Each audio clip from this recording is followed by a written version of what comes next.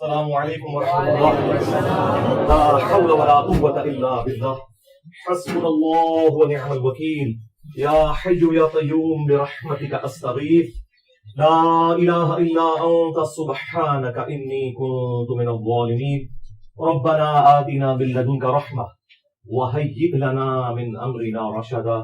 اللهم صل على محمد وعلى آل محمد واصحاب محمد وازواج محمد وامة محمد اجمعین الى یوم الدین. آمین. الحمد للہ رب العالمین والصلاة والسلام على سید الانبیاء والمرسلین وعلى آلہ واصحابہ وازواجہ اجمعین الى یوم الدین. الحمدللہ آج 14 مئی 2023 کو سنڈے کے دن ہمارا یہ پبلک سیشن نمبر 94 منعقد ہونے جا رہا ہے. آپ کے یہ ریئل ٹائم سوالات پرچیوں کی شکل میں میرے پاس آ چکے ہیں. انشاءاللہ انہیں بھی ہم بعد میں ڈسکس کرتے ہیں. پہلے ایک کرنٹ افیئر کے طور پر سنڈے والے دن ہم کوئی نہ کوئی اسپیشل ٹاپک ضرور ڈسکس کرتے ہیں. اسی کانٹیکسٹ میں میں نے سوچا کہ اس ویک آپ کو پتہ ہے 3-4 دن پہلے میں نے ایک پوسٹ لگوائی تھی اپنے یوٹیوب کے چینل کے تھرو حرمت والے رشتوں کے اعتبار سے، جو ایک اس کی کورالری کے طور پر چیز تھی. اس پہ میرا رجوع آیا تھا. اسی سے مجھے پھر کلک ہوا کہ آج تک پچھلے آلموسٹ 15 سالوں میں جن جن مواقع کے اوپر میں نے عقائد اور نظریات کے اعتبار سے یا فقہی احکام و مسائل کے اعتبار سے رجوع کیا ہے، اسے ہم ایک جگہ جمع کر دیں. ایک تو وہ رجوع ہیں جو احادیث کی صحت کے اعتبار سے ہوتے ہیں. اس سے ایز سچ کوئی فرق نہیں پڑتا کیونکہ اوور آل ڈاکٹرن وہی رہتی ہے. ڈاکٹرن کی سپورٹ میں کوئی روایت پیش کی، اس کی صحت میں اختلاف ہے، اس سے اوور آل جو ڈاکٹرن قرآن اور سنت سے ثابت ہے اس میں کوئی فرق نہیں پڑتا. البتہ اگر کوئی ڈاکٹرن کھڑی اسی حدیث کے اوپر ہے اور وہ حدیث اصول محدثین پر میجورٹی کے نزدیک صحیح نہیں ہے تو پھر اس پہ بات ہو سکتی ہے. اور اللہ کے فضل سے اس طرح کی تو کوئی چیز نہیں ہوتی. مثال کے طور پر آج سے آلموسٹ 10 سال پہلے میں نے حیات النبی صلی اللہ علیہ وآلہ وسلم سے متعلق مسئلہ نمبر 5 ریکارڈ کروایا تھا، بڑا تفصیلی 2 گھنٹے کا. اس میں میں نے ایک حدیث بیان کی تھی اور اس کی صحت کے اعتبار سے میں نے بتایا تھا کہ یہ اصول محدثین کے اوپر ضعیف ہے. لیکن اس وقت بھی میں نے بتایا تھا کہ اس کے اندر جو عقیدہ ڈسکس ہوا ہے وہ بالکل درست ہے، کیونکہ جو لوگ اس حدیث کو ضعیف سمجھتے ہیں ان کے نزدیک بھی جو حیات النبی کا عقیدہ ہے صلی اللہ علیہ وآلہ وسلم، یعنی قبر مبارک میں رسول اللہ صلی اللہ علیہ وآلہ وسلم آخرت کی زندگی کے ساتھ زندہ ہے، جو اس دنیا کی زندگی سے مختلف ہے. کیونکہ دنیا کی زندگی میں آکسیجن چاہیے، کھانا پینا ہے، ٹوائلٹ ہے. آخرت کی زندگی ان تمام چیزوں سے آزاد ہے. یعنی اس میں جس طریقے سے ہمارے بریلوی مکتب کے لوگ یا دیوبند کے لوگوں نے غلو کیا اور المحند علی المفند میں انہوں نے لکھا کہ ہم رسول اللہ کی مبارک زندگی کو قبر اطہر کے اندر دنیا کی سی مانتے ہیں، تو میں نے اس کے اوپر گرفت کی تھی. لیکن آپ کا جسم مبارک بالکل صحیح سلامت ہے. آج بھی اگر قبر مبارک کھودی جائے تو اللہ کے محبوب صلی اللہ علیہ وآلہ وسلم اسی حالت میں لیٹے ہوئے ہوں گے جس حالت میں آپ کو دفنایا گیا تھا. اس کی سپورٹ میں ایک حدیث ہے جس کے اوپر شیخ زبیر زئی صاحب نے ذوف کا حکم لگایا تھا اور وہ مرتے دم تک اس بات کے اوپر قائم رہے. مشکات المصابیح کے اندر بھی انہوں نے اس کے اوپر ضعیف ہونے کا حکم لگایا، لیکن انصاف کیا کہ انہوں نے فٹ نوٹ پہ لکھ دیا کہ جمہور محدثین اور محدثین کی ایک کثیر تعداد نے اس حدیث کو صحیح کہا ہے. یہ انہوں نے فٹ نوٹ پہ لکھ دیا. اور اس پر تو رہا یہ کہ انہوں نے جو الگ سے کتاب فضل الصلاۃ علی النبی کا جب ترجمہ اور اس کی شرح لکھی تو اس میں انہوں نے اس روایت کو پھر سے ضعیف لکھا، لیکن ساتھ ہی بتایا کہ یہ جو عقیدہ ہے نا کہ قبر اطہر میں رسول اللہ کا جسم مبارک صلی اللہ علیہ وآلہ وسلم بالکل سلامت ہے، تو یہ عقیدہ درست ہے. اور اس کی سپورٹ میں انہوں نے المصنف ابن ابی شیبہ سے سیدنا عمر فاروق رضی اللہ تعالیٰ عنہ کا قول پیش کیا کہ جب حضرت دانیال علیہ السلام کا تابوت نکلا پرشین امپائر گرنے کے بعد، تستس شہر جب فتح کیا صحابہ کرام نے علیہم رضوان، تو انہوں نے ایک خط حضرت عمر کو لکھا. تو اس کے جواب میں حضرت عمر نے لکھا کہ یہ حضرت دانیال علیہ السلام کا جسم اطہر ہے اور انبیاء کے جسموں کو نہ آگ کھاتی ہے، نہ مٹی کھاتی ہے، نہ کوئی درندہ کھاتا ہے. یہ 3 جملے اس میں انہوں نے لکھے. جو اس بات کا ثبوت ہے کہ صحابہ کرام کا یہی عقیدہ تھا۔ اب یہ وہ روایت ہے جس روایت کو وہ لوگ بھی صحیح سمجھتے ہیں جو سنن ابی داؤد کی اس روایت کو ضعیف کہتے ہیں۔ ان اللہ حرم علی الارض ان تأکل اجساد الانبیاء، بے شک اللہ تعالیٰ نے حرام کیا ہے انبیاء کے حق میں کہ مٹی ان کے جسموں کو کھائے۔ اس روایت کو میرے علم کی حد تک دو ہی محدثین ہیں جنہوں نے ضعیف کہا، ایک امام بخاری ہیں اور دوسرے ہمارے استاد شیخ زبیر علی زئی صاحب ہیں۔ اور وہ شیخ زبیر صاحب کو بھی وہی دھوکہ لگا جو امام بخاری کو لگا، ظاہر انسان تھے۔ اس میں ایک راوی ہے جس کا نام ہے عبد الرحمن بن یزید بن جابر۔ امام بخاری اور شیخ زبیر صاحب کا موقف ہے کہ یہ عبد الرحمن بن یزید بن تمیم ہے۔ اب دیکھیں، وہ ان کے نام، ان کے باپوں کے نام تو سیم ہے، دادوں کے نام میں فرق ہے۔ اگر یہ دادے کا نام جابر ہے پھر تو وہ ثقہ اور صدوق راوی ہے، جو کہ ہمارا موقف ہے اور جمہور محدثین کا، جو شیخ زبیر صاحب نے خود فٹ نوٹ پہ بھی لکھا مشکات المصابیح کی تحقیم کے دوران کہ ایک کثیر جماعت نے اس حدیث کو صحیح کہا ہے۔ اور دوسری طرف امام بخاری کہتے ہیں کہ یہ عبد الرحمن بن یزید بن جابر نہیں بلکہ عبد الرحمن بن یزید بن تمیم ہے، اور یہ انہیں ایک مغالطہ لگا جس کی وجہ سے انہوں نے اس روایت کے اوپر ضعف کا حکم لگایا۔ لیکن عقیدہ وہ بھی یہی مانتے تھے، بلکہ وہ تو ایک سٹیپ آگے ہیں۔ صحیح بخاری میں انہوں نے ایک روایت لی ہے کہ حضرت عمر فاروق رضی اللہ تعالیٰ عنہ کی وفات کے آلموسٹ 65 سال کے بعد، 60+ ایئرز کے بعد، حجر عائشہ کی جب دیوار گری ولید بن عبد الملک کے دور میں تو ایک پاؤں ظاہر ہو گیا، لوگ پریشان ہوئے۔ پھر عروہ ابن زبیر کو بلایا گیا جو سیدہ عائشہ کے بھانجے تھے، ان کے محرم تھے اور اکثر جاتے تھے حجر عائشہ میں۔ تو انہوں نے جب قبروں کی لوکیشن دیکھی تو انہوں نے کہا کہ یہ حضرت عمر کا پاؤں ہے، یہ رسول اللہ کا پاؤں نہیں ہے صلی اللہ علیہ وسلم، کیونکہ لوگ پریشان ہو گئے کہ شاید یہ رسول اللہ کا پاؤں مبارک ہے۔ پھر وہ حضرت عمر کا پاؤں اندر کر کے دوبارہ سے اسے دفنا دیا گیا۔ اب یہ امام بخاری صحیح بخاری میں لے کر آئے ہیں، یعنی وہ یہ بتانا چاہ رہے ہیں کہ انبیاء کا پروٹوکول تو ہے ہی ہے، لیکن اگر اللہ چاہے تو غیر نبی کے لیے بھی یہ پروٹوکول کر سکتا ہے کہ اس کے جسم کو محفوظ رکھے۔ لیکن یہ جسم کا محفوظ ہونا کسی کی ولایت کے لیے اکلوتی دلیل نہیں ہے۔ اگر جسم محفوظ بھی نہ رہے تو اس کا کوئی مطلب نہیں ہے کہ کوئی یہ رزلٹ نکالے کہ کوئی شخص مردود ہے۔ کئی صحابہ کرام ہیں، ان کے جسموں کے ٹکڑے کیے گئے ہیں دفنانے سے پہلے، مسلح کیا گیا، تو ان کے جسم تو سلامت قبر سے باہر نہیں رہے ہیں، تو اندر والا معاملہ تو بعد میں ڈسکس ہوگا۔ تو یہ کسی کی بزرگی کی دلیل کے طور پر نہیں اسے پیش کرنا چاہیے۔ ہاں، جن کو اللہ پروٹوکول دیتا ہے وہ ان کا پروٹوکول ہے، لیکن اگر کسی کو پروٹوکول نہ ملے تو اس کا یہ مطلب نہیں کہ وہ کوئی بزرگ نہیں ہے۔ یہ بالکل غلط عقیدہ لوگوں نے بنا لیا ہے کہ محمد کے غلاموں کا کفن میلا نہیں ہوتا، یہ بالکل جھوٹ ہے۔ ہاں، سائبیریا میں دفن کر دیں تو محمد کے غلام چاہے کافر ہو یا مسلمان، ان کا کفن میلا نہیں ہوگا، ان کے جسم میں بھی کیڑے نہیں پڑیں گے۔ وہ تو ظاہر ہے وہاں پہ ٹیمپریچر ہی اتنا ہے، لو ہے کہ وہ فریزنگ پوائنٹ سے نیچے ہے، تو وہاں پہ تو یہ ایشو نہیں ہوگا۔ ایک پیورلی سائنٹیفک فینامنا ہے۔ البتہ عرب کی سرزمین میں اگر کسی کی لاش سلامت نکلتی ہے تو ظاہر ہے یہ سائنٹیفک فینامنا نہیں ہے، اللہ تعالیٰ کا خصوصی پروٹوکول ہے، تو ہو سکتا ہے کسی کے لیے۔ اب یہ جو روایت تھی ابو داؤد کی مشکات والی، اس کو شیخ زبیر صاحب مرتے دم تک ضعیف کہتے رہے، عقیدے کو درست سمجھتے رہے، وہ میں نے آپ کو بتایا۔ اب اس کے اوپر میں نے آج سے 10 سال پہلے اس روایت کو ضعیف ڈکلیئر کیا تھا، لیکن اس وقت بھی میں نے بتایا تھا کہ اس کو لوگ صحیح بھی سمجھتے ہیں اور اس کو سپورٹیو صحیح روایتیں بھی موجود ہیں، بلکہ اس سے بڑھ کر قرآن میں یہ عقیدہ موجود ہے کہ حضرت سلیمان علیہ السلام لاٹھی کے سہارے کتنی دیر تک ان کی جو لاش ہے وہ اسی حالت میں رہی، اور لاٹھی کو دیمک چاٹ گئی، اور وہ لاٹھی جب ٹوٹی تو پھر وہ زمین پہ ان کا جسم اثر آیا۔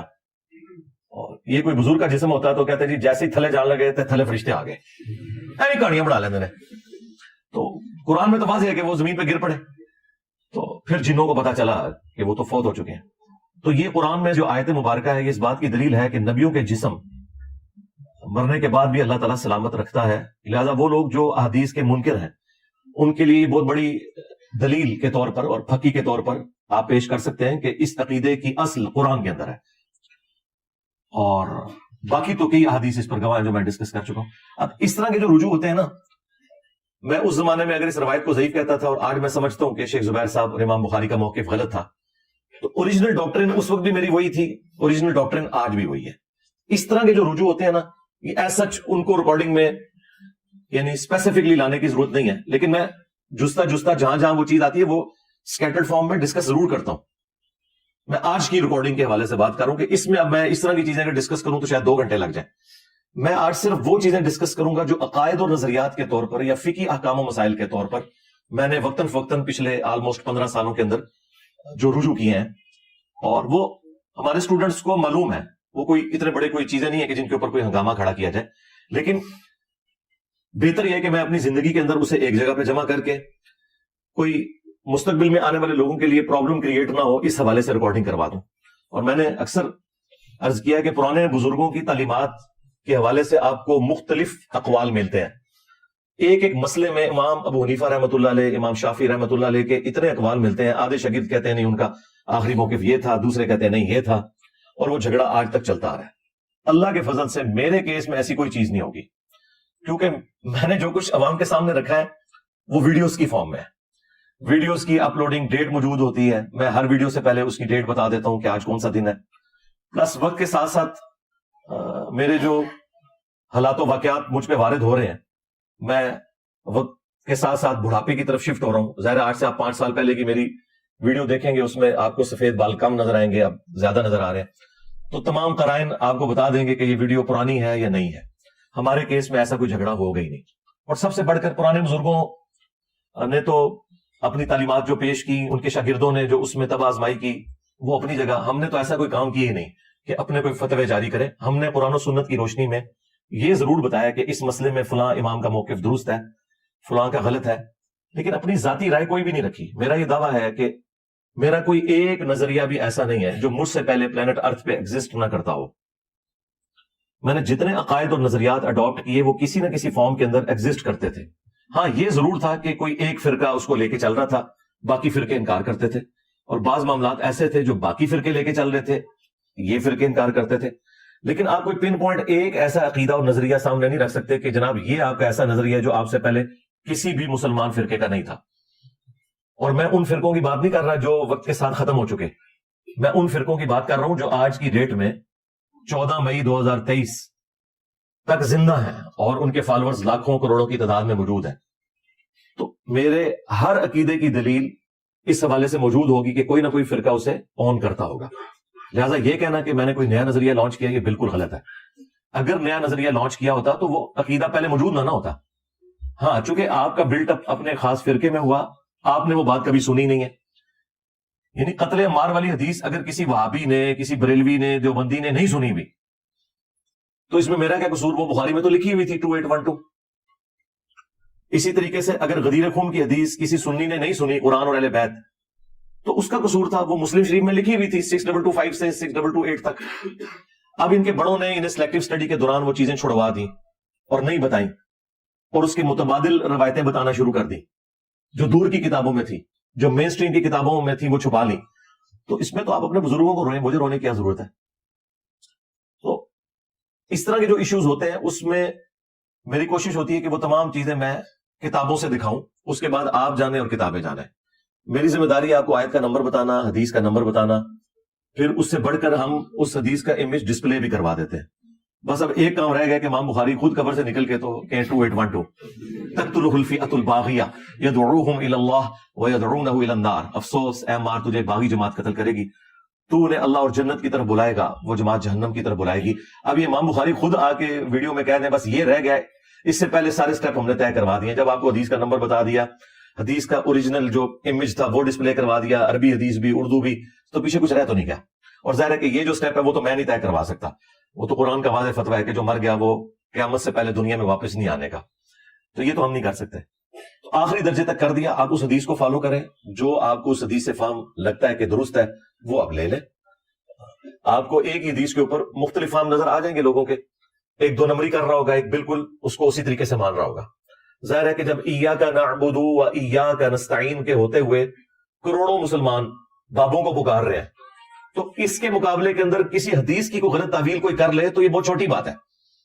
مجھے بتائیں جب قرآن کی واضح آیت ہے کہ آپ نے دعا اللہ سے کرنی ہے، پھر لوگ مرے ہوئے بابوں کو پکار رہے ہوں دعا کے اندر، تو واضح قرآن کی آیت کے وہ مخالف چل رہے ہیں نا.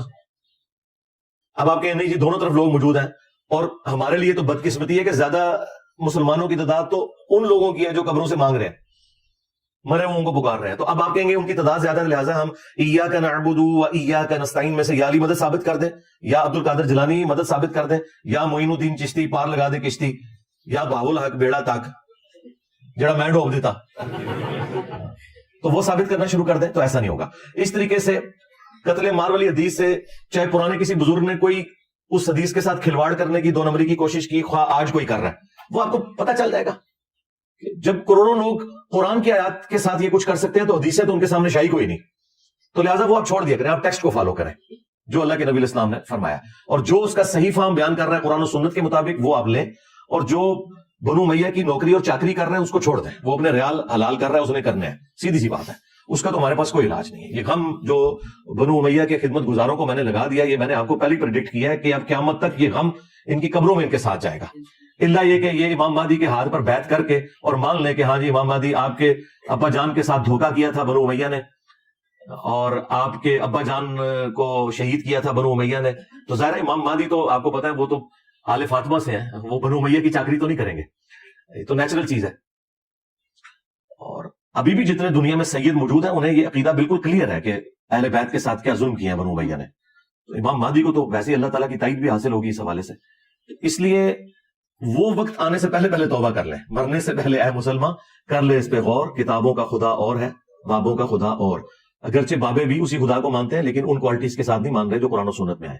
تو میں وہ چیزیں ڈسپلے اس لیے کرواتا ہوں, اور میں بار بار اپنی ویڈیوز میں کہتا ہوں کہ میرا اپنے آپ سے بھی لانے پر آتا ہے. اگر میں نے کوئی بات بتائی اور حدیث میں اس سے مختلف الفاظ تھے کچھ, بس آپ حدیث کو فالو کریں. میں نے حدیث ڈسپلے اس لیے کروائی ہے کہ آپ اسے فالو کر لیں. تو جب کوئی شخص اپنے آپ سے لانے برات کر رہا ہے, احادیث ڈسپلے کروا کے, قرآن کی آیات کے نمبرز ڈسپلے کر کے, وہ نیچے ڈسپلے کروا کے, تو اس سے تو کوئی گلا شکوہ ہونا ہی نہیں چاہیے. گلا شکوہ تو ان لوگوں کے ساتھ ہے کہ جنہوں نے سواریاں سوار کی مکے اور مدینے کا نام لے کر اور پھینکی جا کے اجمیر میں, بغداد میں, دیوبند میں اور بریلی میں. اللہ اور اس کے رسول صلی اللہ علیہ وآلہ وسلم کے نام کے اوپر چندے اکٹھے کیے اور اپنی توندیں بڑھائی. ان سے آپ گلا شکوہ کریں, میرے سے کیا لینا دینا. نہ میری کوئی چندہ بک, نہ کوئی مدرسہ, نہ کوئی مسجد, نہ کوئی اس طرح کی لیگیسی چھوڑی ہے کہ میرے بعد آنے والے لوگ اس میں سے کچھ کماتے رہیں گے. ایسی کوئی چیز نہیں ہے.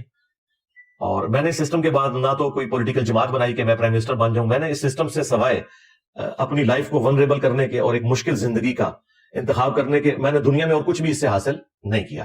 اپنی جیب سے ہی لگا رہے ہیں. لہٰذا جو لوگ یہ کہتے ہیں کہ انجینئر صاحب کو اس میں سے نکالنا چاہ رہے ہیں, تو میں نے ان کو چیلنج دیا کہ آپ پوری اسلامک ہسٹری میں پھر میری طرح کی کوئی مثال بتائیں کہ ہاں آپ سے پہلے بھی ایک بندہ آیا تھا, وہ اس طرح کا سارا کام ڈال کے گیا اور اینڈ پہ اس نے یہ کیا تھا.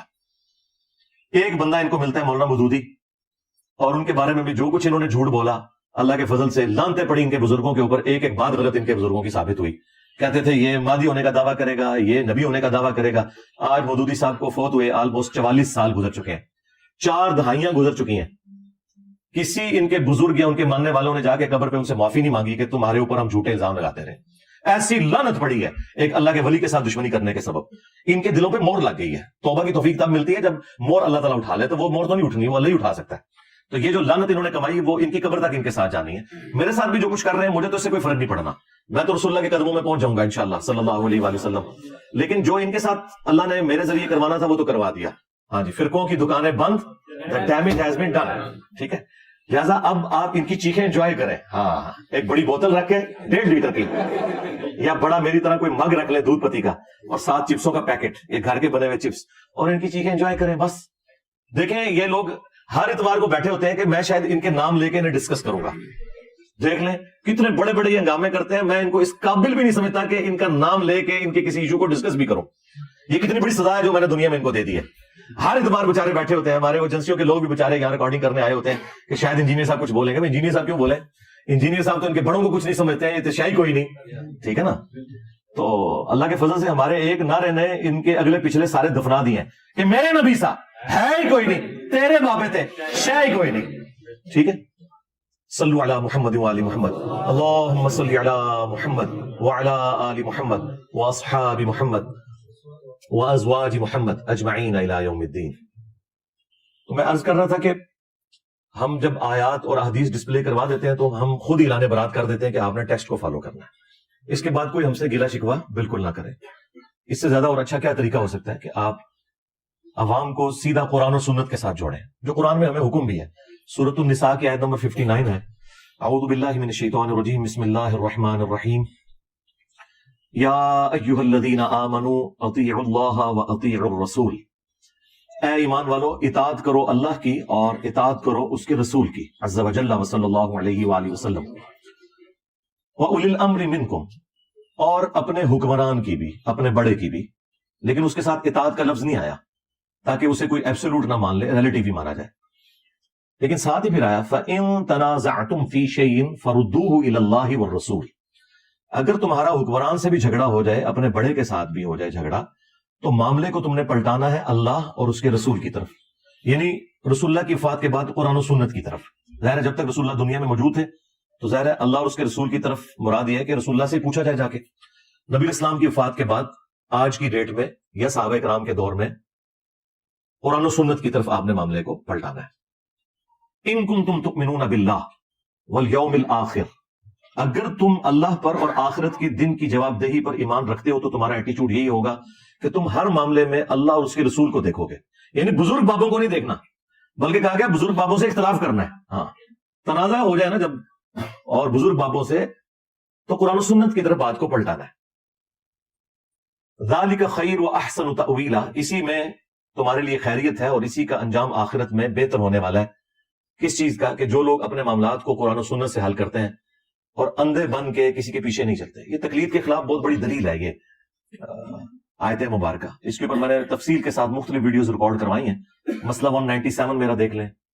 پھر تقلید کے نام کے اوپر ڈرامہ بازی, یہ میری ایک ویڈیو تھی, اس میں میں نے اس آیت کے حوالے سے کافی کچھ ڈسکس کیا تھا. میں ایگزامپل کے طور پر 2-4 باتیں کر دوں, پھر میں وہ آخر میں وہ 10 رجوع بتاؤں گا. باقی ان کی تفصیلات بتانے کی ضرورت نہیں ہے, میں صرف اس پہ ورڈکٹ ہی دوں گا کیونکہ اس پہ الگ سے میری ویڈیوز ریکارڈڈ ہیں. میں اصل میں یہ ڈاکٹرین آپ کو کلیئر کرنا چاہتا ہوں کہ کوئی شخص بھی اتھارٹی نہیں ہے اللہ اور اس کے رسول عز وجل صلی اللہ علیہ وآلہ وسلم کے بعد. ایون خلفائے راشدین بھی ہیں نا, جن کی پیروی کا ہمیں حکم ہے, علیکم بسنتی وسنت الخلفاء الراشدین المہدیین, ان کی بھی اطاعت ایبسولوٹ نہیں ہے.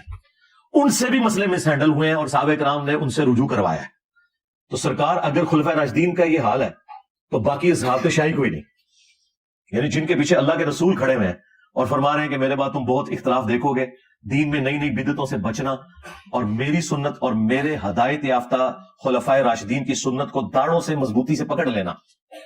جن کے پیچھے رسول اللہ کھڑے ہوئے ہیں ان کے بارے میں بھی قرآن و سنت میں کئی چیزیں ہمیں ملتی ہیں اس حوالے سے کہ انہوں نے قرآن و سنت کی روشنی میں اپنے معاملات سے رجوع کیا. احادیث میں اس طرح کے بہت واقعات موجود ہیں. اسی میں سے میں سیمپل کے طور پر ایک بڑے ہارڈ لائنر خلیفہ راشد سیدنا عمر فاروق رضی اللہ تعالیٰ عنہ, جو اپنی مینجمنٹ میں بھی اسٹرانگ تھے, علم کے اعتبار سے بھی اسٹرانگ تھے, ڈیسیژن میکنگ کے اوپر بھی اسٹرانگ تھے, اور ان کا روب اور دبدبا بھی تھا اپنی رعایا کے اوپر. ان کی مینجمنٹ کوئی ڈھیلی نہیں تھی. ان کی مثال بخاری اور مسلم میں آئی ہے. یہ ویسے تو ایک ہی مثال کافی ہے ان لوگوں کے لیے جنہوں نے اپنے بزرگ بابوں کو خدا کا درجہ دیا ہوا ہے. بخاری مسلم دونوں میں حدیث ہے, سیدنا عمر فاروق رضی اللہ تعالیٰ عنہ مسجد نبوی میں تشریف لائے تو انہوں نے دیکھا کہ حضرت حسان ابن ثابت اور حضرت ابو ہریرہ آمنے سامنے بیٹھے ہیں اور حضرت حسان انہیں نعتیہ اشعار سنا رہے ہیں مسجد میں بیٹھ کے. تو سیدنا عمر نے انہیں تیکھی نظروں سے دیکھا, زبان سے کچھ نہیں بولا. خلیفہ راشد بھی ہیں, روب بھی ہے, اور دیکھ رہے اس شخص کی طرف ہے جو شاعر ہے, جو بےچارے ول میں بھی بڑے کمزور ہوتے ہیں, بالکل ممی ڈیڈی ہوتے ہیں, آپ کو پتا ہے جو شاعر لوگ ہوتے ہیں, ان میں کوئی سختی. اور حضرت حسان کے بارے میں اگر آپ دیکھیں تو کسی میدان جنگ میں بھی یہ سامنے نہیں جا سکے, شاعر ٹائپ تھے, ان کی ذرا مزاج ہی کچھ اور تھا. ان سے زیادہ تو صحابیات جو ہے وہ میدان جنگ میں پرفارم کرتی تھی. اچھا, لیکن یہاں دیکھیں کیسی دلیری ان کے اندر آئی ہے. صرف دیکھا ہے حضرت عمر نے, اور ان کا عمر اس طرح نہ دیکھ میری طرف, تجھ سے بہتر شخص مسجد میں ہوتا تھا, میں انہیں بھی نعتیہ اشعار سناتا تھا, محمد رسول اللہ صلی اللہ علیہ وآلہ وسلم. اب حضرت عمر تو ایک دفعہ ہل گئے نا کہ یار یہ بندہ کون سا بول رہا ہے. انہوں نے کہا کہ اپنا گواہ لے کر آؤ. انہوں نے آگے سے نہیں کہا علیکم بسنتی وسنت الخلفاء الراشدین المہدیین. ان کو پتا تھا کہ جناب جب رسول اللہ کی بات آ گئی تو پھر بیعت شاہی کوئی نہیں. سرکار ایڈ میں تمہیں گل دسی ہے نا, شاہی کوئی نہیں, یہ ہر جگہ فٹ ہوتا جائے. تو حضرت حسان نے کہا کہ اے امیر المومنین, یہ حضرت ابو ہریرہ بیٹھے, ان سے پوچھیں. تو حضرت ابو ہریرہ نے کہا کہ میں گواہی دیتا ہوں کہ نبی صلی اللہ علیہ وآلہ وسلم نہ صرف نعت اشعار سنا کرتے تھے بلکہ آپ دعا فرمایا کرتے تھے، اے اللہ روح قدس کے ذریعے حسان کی مدد فرما جس طرح تو نے عیسیٰ ابن مریم کی مدد کی تھی، وَأَيَّدْنَاهُ بِرُوحِ الْقُدُسِ جو سورۃ البقرہ میں آیا۔ حضرت عمر خاموش ہو کے وہاں سے چلے گئے، یعنی یہ خاموشی میں ان کا رجوع تھا۔ اب اس ایک واقعے سے کتنے رزلٹ نکلتے ہیں؟ نمبر 1، خلیفہ راشد جس کی پیروی کا حکم ہے نا، وہ بھی اگر قرآن و سنت کے خلاف بات کرے تو آپ نے اس سے بھی اختلاف کرنا ہے۔ نمبر 2، خلیفہ راشد حضرت عمر جیسا ہو کہ بھی جب وہ دلیل سنتا ہے حدیث کی تو وہ سرنڈر کر جاتا ہے اپنے غلط فتوے سے۔ نمبر 3، حضرت عمر جیسا ذہین شخص، نبی الاسلام کا قریبی ساتھی، اس پہ بھی کچھ احادیث ایسی تھیں جو نہیں پہنچ سکی، تو سرکار پھر ابو حنیفہ، مالک، شافعی، احمد بن حنبل شاہی کوئی نہیں، رحمہم اللہ اجمعین۔ اچھا اب یہ میرا جملہ کاٹیں گے اور کہیں گے وہ انجینئر صاحب نے مقابلے میں کہہ رہے ہیں شاید کوئی نہیں، یہ کاٹا کرے، اس طرح کیا کرے، کیونکہ آپ کے اس طرح کے چھوٹے چھوٹے کلپ کاٹنے کی برکت سے ہی تو اتنی رونق لگی دنیا میں۔ ہاں لوگوں نے کہا یہ کیڑا پاگل ہے جو اس ماڈرن دور میں اس طرح بزرگوں کو چیلنج کرتا پھر رہا ہے، تو انہیں پتا چلتا ہے بھئی یہ بزرگوں کی تعلیمات ہی تو آگے لے کے چل رہا ہے، ہاں ان کے بزرگوں کی نہیں، جو قرآن و سنت کے خدمت گزار بزرگ تھے ان کی تعلیمات، کیونکہ سارے ائمہ نے ہمیں یہی سکھایا کہ ہماری کوئی بات بھی قرآن و سنت کے خلاف ہو اسے دیوار پہ دے مارو۔ یہ چاروں ائمہ کے اقوال شاہ ولی اللہ دہلوی نے حجت اللہ البالغہ میں باقاعدہ نقل کی ہیں، اور امام مالک نے تو کمال فرمایا کہ اس صاحب قبر صلی اللہ علیہ وآلہ وسلم کے سوا کوئی ایسا شخص نہیں کہ جس کی ہر بات مقبول ہو اور کوئی بات مردود نہ ہو، اور اس پلانٹ ارتھ پہ اس صاحب قبر صلی اللہ علیہ وآلہ وسلم کے سوا کوئی ایسا شخص نہیں کہ جس سے اختلاف نہ کیا جا سکے سوائے رسول اللہ کے صلی اللہ علیہ وآلہ وسلم۔ تو بس یہ کتابوں میں لکھی رہ گئی، اور ہم اس لیے مطعون ٹھہرے ان کی نظر میں کہ ہم نے وہ پبلک کو بتا دی۔ یہ تو چاہتے تھے کہ ابھی بھی پردہ پڑا رہے، تو وہ دیکھیں حضرت عمر فاروق رضی اللہ تعالیٰ عنہ نے فوراً رجوع کیا، انہوں نے نہیں کہا کہ مجھ سے ایسی کوئی حدیث چھپی رہ سکتی ہے۔ اور ایک اور رزلٹ چوتھا یہ نکلا کہ حضرت عمر حضرت ابو ہریرہ کو ثقہ اور صدوق مانتے تھے، جس طرح بعض غالی شیعہ رافضیوں نے یہ کہا کہ حضرت عمر نے حضرت ابو ہریرہ پر پابندی لگا دی تھی حدیثیں بیان کرنے کے اعتبار سے، تو ان کا بھی رد ہو گیا کہ حضرت عمر حضرت ابو ہریرہ کو ثقہ اور صدوق راوی مانتے تھے، ان کی گواہی قبول کی ہے انہوں نے۔ تو یہ کتنے سارے مدنی ریزلٹس، مدنی پھول ملے اس ایک واقعے سے۔ ایک اور واقعہ سنیں، بخاری مسلم دونوں میں ہے وہ۔ یہ ابو ہریرہ جو حدیث کی فیلڈ کے امام ہے، سب سے زیادہ حدیث جس بندے سے روایت ہے، جو امیر المومنین حضرت عمر کو بھی حدیثیں بتا رہے ہیں جو حدیثیں انہیں نہیں پتا، ان کے ساتھ بھی مس ہیپننگ ہوگی، بخاری مسلم دونوں میں ہے۔ یہ 30 سال تک یہ فتویٰ دیتے تھے، حضور کی وفات کے بعد 30 سال تک یہ کہتے تھے۔ یہ 30 ایئرز میں نے اس لیے نکالے ہیں کہ یہ خلافت راشدہ کے بعد کا واقعہ ہے، کیونکہ مروان بن حکم جب مدینے کا گورنر بنا تو وہ حضرت معاویہ رضی اللہ تعالیٰ عنہ کا دور تھا، اس زمانے میں آ کے حضرت ابو ہریرہ نے توبہ کی اپنے اس غلط فتوے سے، تو یہ 30 سال ایٹ لیسٹ بنتے ہیں خلافت راشدہ کے، آپ وہ 30 سال کر لیں، 30 سے کم نہیں بنتے، زیادہ ہی بنتے ہیں۔ تو حضرت ابو ہریرہ یہ فتویٰ دیتے تھے کہ جس شخص کے اوپر غسل فرض ہے نا وہ روزہ نہیں رکھ سکتا جب تک کہ اپنا غسل اتار نہ لے۔ جب مروان مدینے کا حاکم بنا تو اس نے امہات المومنین کے پاس کچھ لوگوں کو بھیجا، تو سیدہ عائشہ نے باقی بیویوں نے بتایا کہ ام سلمہ نے علیہم السلام کہ یہ تو فتویٰ ان کا بالکل غلط ہے، نبی الاسلام جنبی ہوتے تھے، احتلام کی وجہ سے نہیں کسی اور وجہ سے، یعنی وہ میاں بیوی کے ازدواجی تعلق کو انہوں نے پردے میں بیان کیا، اور نبی الاسلام سحری کر کے روزہ رکھ لیتے تھے اور فجر کا وقت داخل ہونے کے بعد غسل اتارا کرتے تھے۔ یعنی جنوبی شخص کے لیے یہ ضروری نہیں کہ پہلے غسل اتارے اور پھر روزہ رکھے، نہیں، تسلی سے سحری کرے، سحری کا وقت ختم ہو گیا کوئی مسئلہ نہیں ہے، فجر کا وقت داخل ہو گیا، اب فجر کی نماز سے پہلے غسل کر لے تو اس کا روزہ بھی درست، اور اس وقت وہ نماز پڑھ لے غسل کر کے۔ اب یہ جب حضرت ابو ہریرہ تک بات پہنچی تو اب نبی کی بیویاں جب گواہی دے دیں، پھر ابو ہریرہ تو شاہی کوئی نہیں، ظاہر ہے وہ تو بالکل حضور کی آئلی اور پرسنل زندگی روایت کر رہی ہیں، اس کے بعد تو کوئی گنجائش نہیں رہتی نا کہ کوئی اس طرح کی بات کرے۔ تو حضرت ابو ہریرہ اپنے اس فتوے سے پیچھے ہٹ گئے اور ان کا یہ میری ذاتی رائے تھی، میں کسی حدیث کی بنیاد پہ ایسی بات نہیں کر رہا تھا۔ تو یہ صحابہ کرام کا ایٹیچیوڈ تھا۔ ایک اور حدیث بخاری مسلم کی بڑی رکت انگیز ہے۔ ایک انصاری صحابی کو نبی الاسلام نے ایک مہم پر بھیجا اور ساتھ ان کو امیر بنایا اور ساتھ ان کے قافلہ روانہ کیا۔ راستے میں ان کی تلخ کلامی ہوئی اپنے سب آرڈینیٹس کے ساتھ، انہیں اتنا غصہ آیا، انہوں نے کہا کہ آگ کا ایک الاؤ جلاؤ بہت بڑا۔ جب وہ جل گیا تو انہوں نے کہا کہ میں تمہیں حکم دیتا ہوں، چونکہ میں رسول اللہ کا بنایا ہوا امیر ہوں، میری اطاعت نبی کی اطاعت ہے اور نبی کی اطاعت اللہ کی اطاعت ہے. میں تمہیں حکم دیتا ہوں کہ تم اس آگ میں چھلانگ لگاؤ. اللہ کے فضل سے کوئی ایک بھی انفی نہیں تھا ان میں, وہ سارے محمدی تھے. انہوں نے کہا کہ ہم یہ تیرا حکم نہیں مانیں گے. مجھے بتائیں ایک انصاری صحابی کا اگر حکم نہیں مان رہے صحابہ کرام, تو امام حنیفہ تو شاہی کوئی نہیں کہ ان کا غلط فتویٰ ہم مان لیں. صحابی سے تو بڑا کوئی نہیں ہو سکتا نا, اور وہ صحابی وہ جسے نبی نے امیر بنایا صلی اللہ علیہ وآلہ وسلم.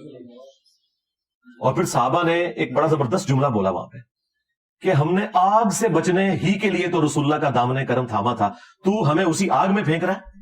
تیرا یہ فتویٰ نہیں مانیں گے, ہاں جی, تیرا قیاس نہیں مانیں گے, تیرا اجتہاد نہیں مانیں گے, تیری تقلید نہیں کریں گے. واپسی پہ یہ مقدمہ جب نبی الاسلام کی بارگاہ میں پیش ہوا تو آپ نے اس پہ پھر مہر لگائی بڑے سخت الفاظ میں. آپ نے فرمایا کہ اگر تم اس آگ میں کود جاتے تو سیدھے جہنم کی آگ میں جا کے نکلتے. استغفر اللہ. یعنی ادھر بھی آگ میں جلتے اور آگے بھی آگ میں. کس کی تقلید کر کے, کس کا قیاس اور اجتہاد مان کے؟ ایک صحابی کا. تو سرکار تو اڑے امام تھے, پھر شاہی کوئی نہیں.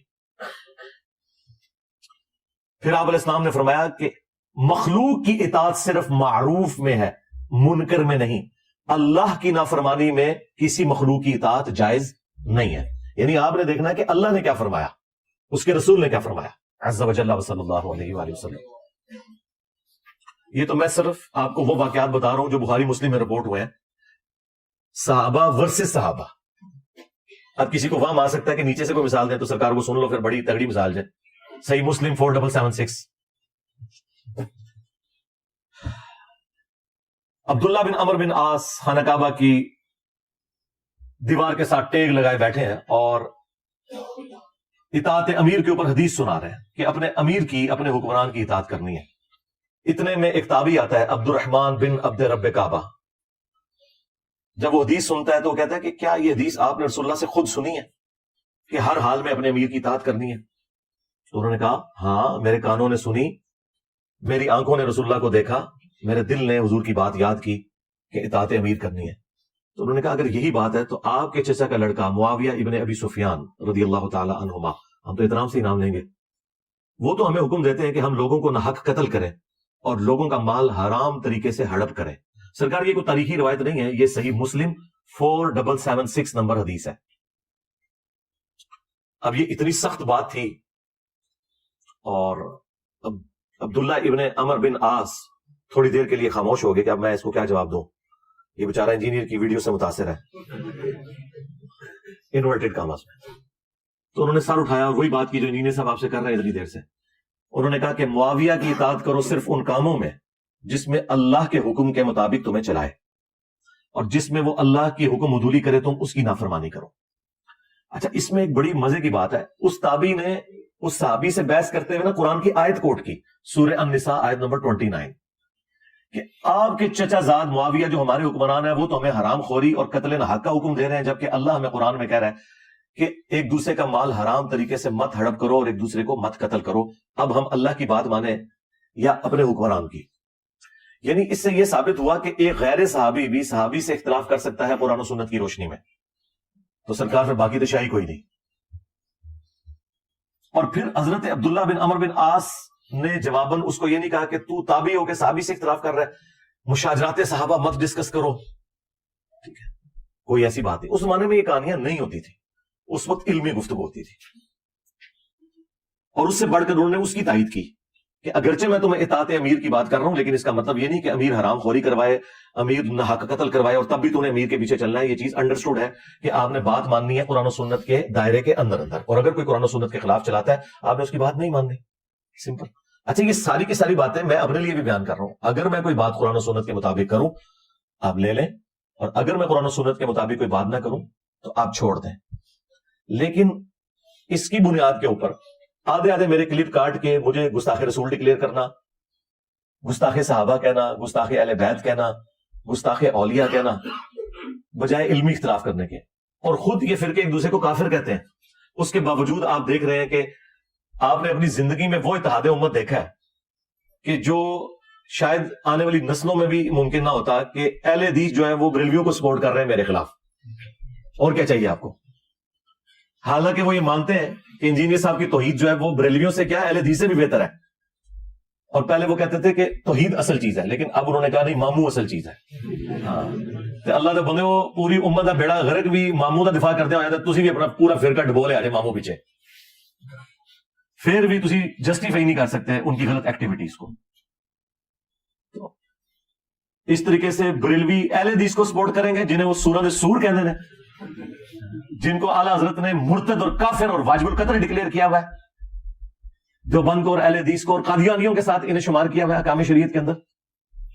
اور ملفوظات اعلیٰ حضرت میں انہوں نے لکھا یہ کفار ہیں، ان کی مسجدیں گھر کی مثال ہے. کفار کا لفظ استعمال کیا وہابیوں کے لیے، کٹ کافر کا.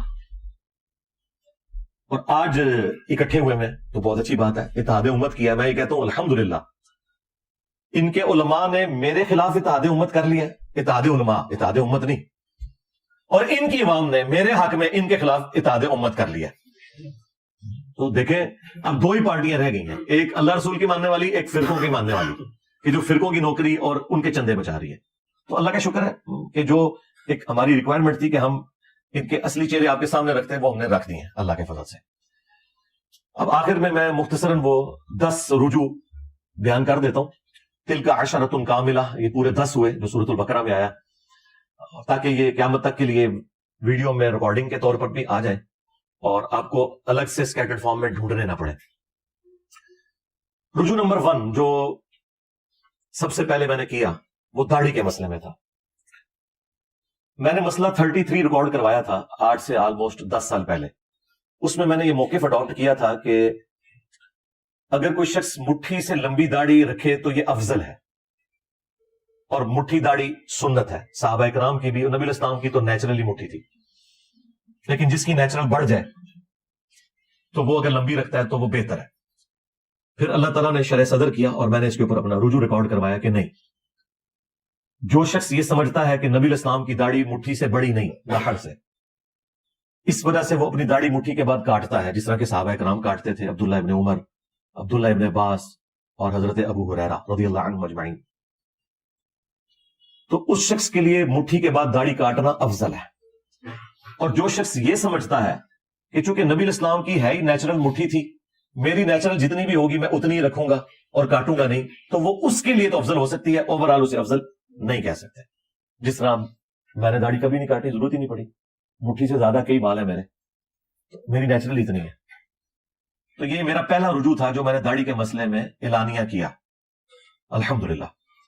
رجوع نمبر 2 وہ جہری نمازوں میں قرات کا ایشو تھا، وہ بھی آلموسٹ 10 سال پہلے میرا مسئلہ نمبر 84 ریکارڈ ہوا تھا فاتحہ خلف الامام سے متعلق.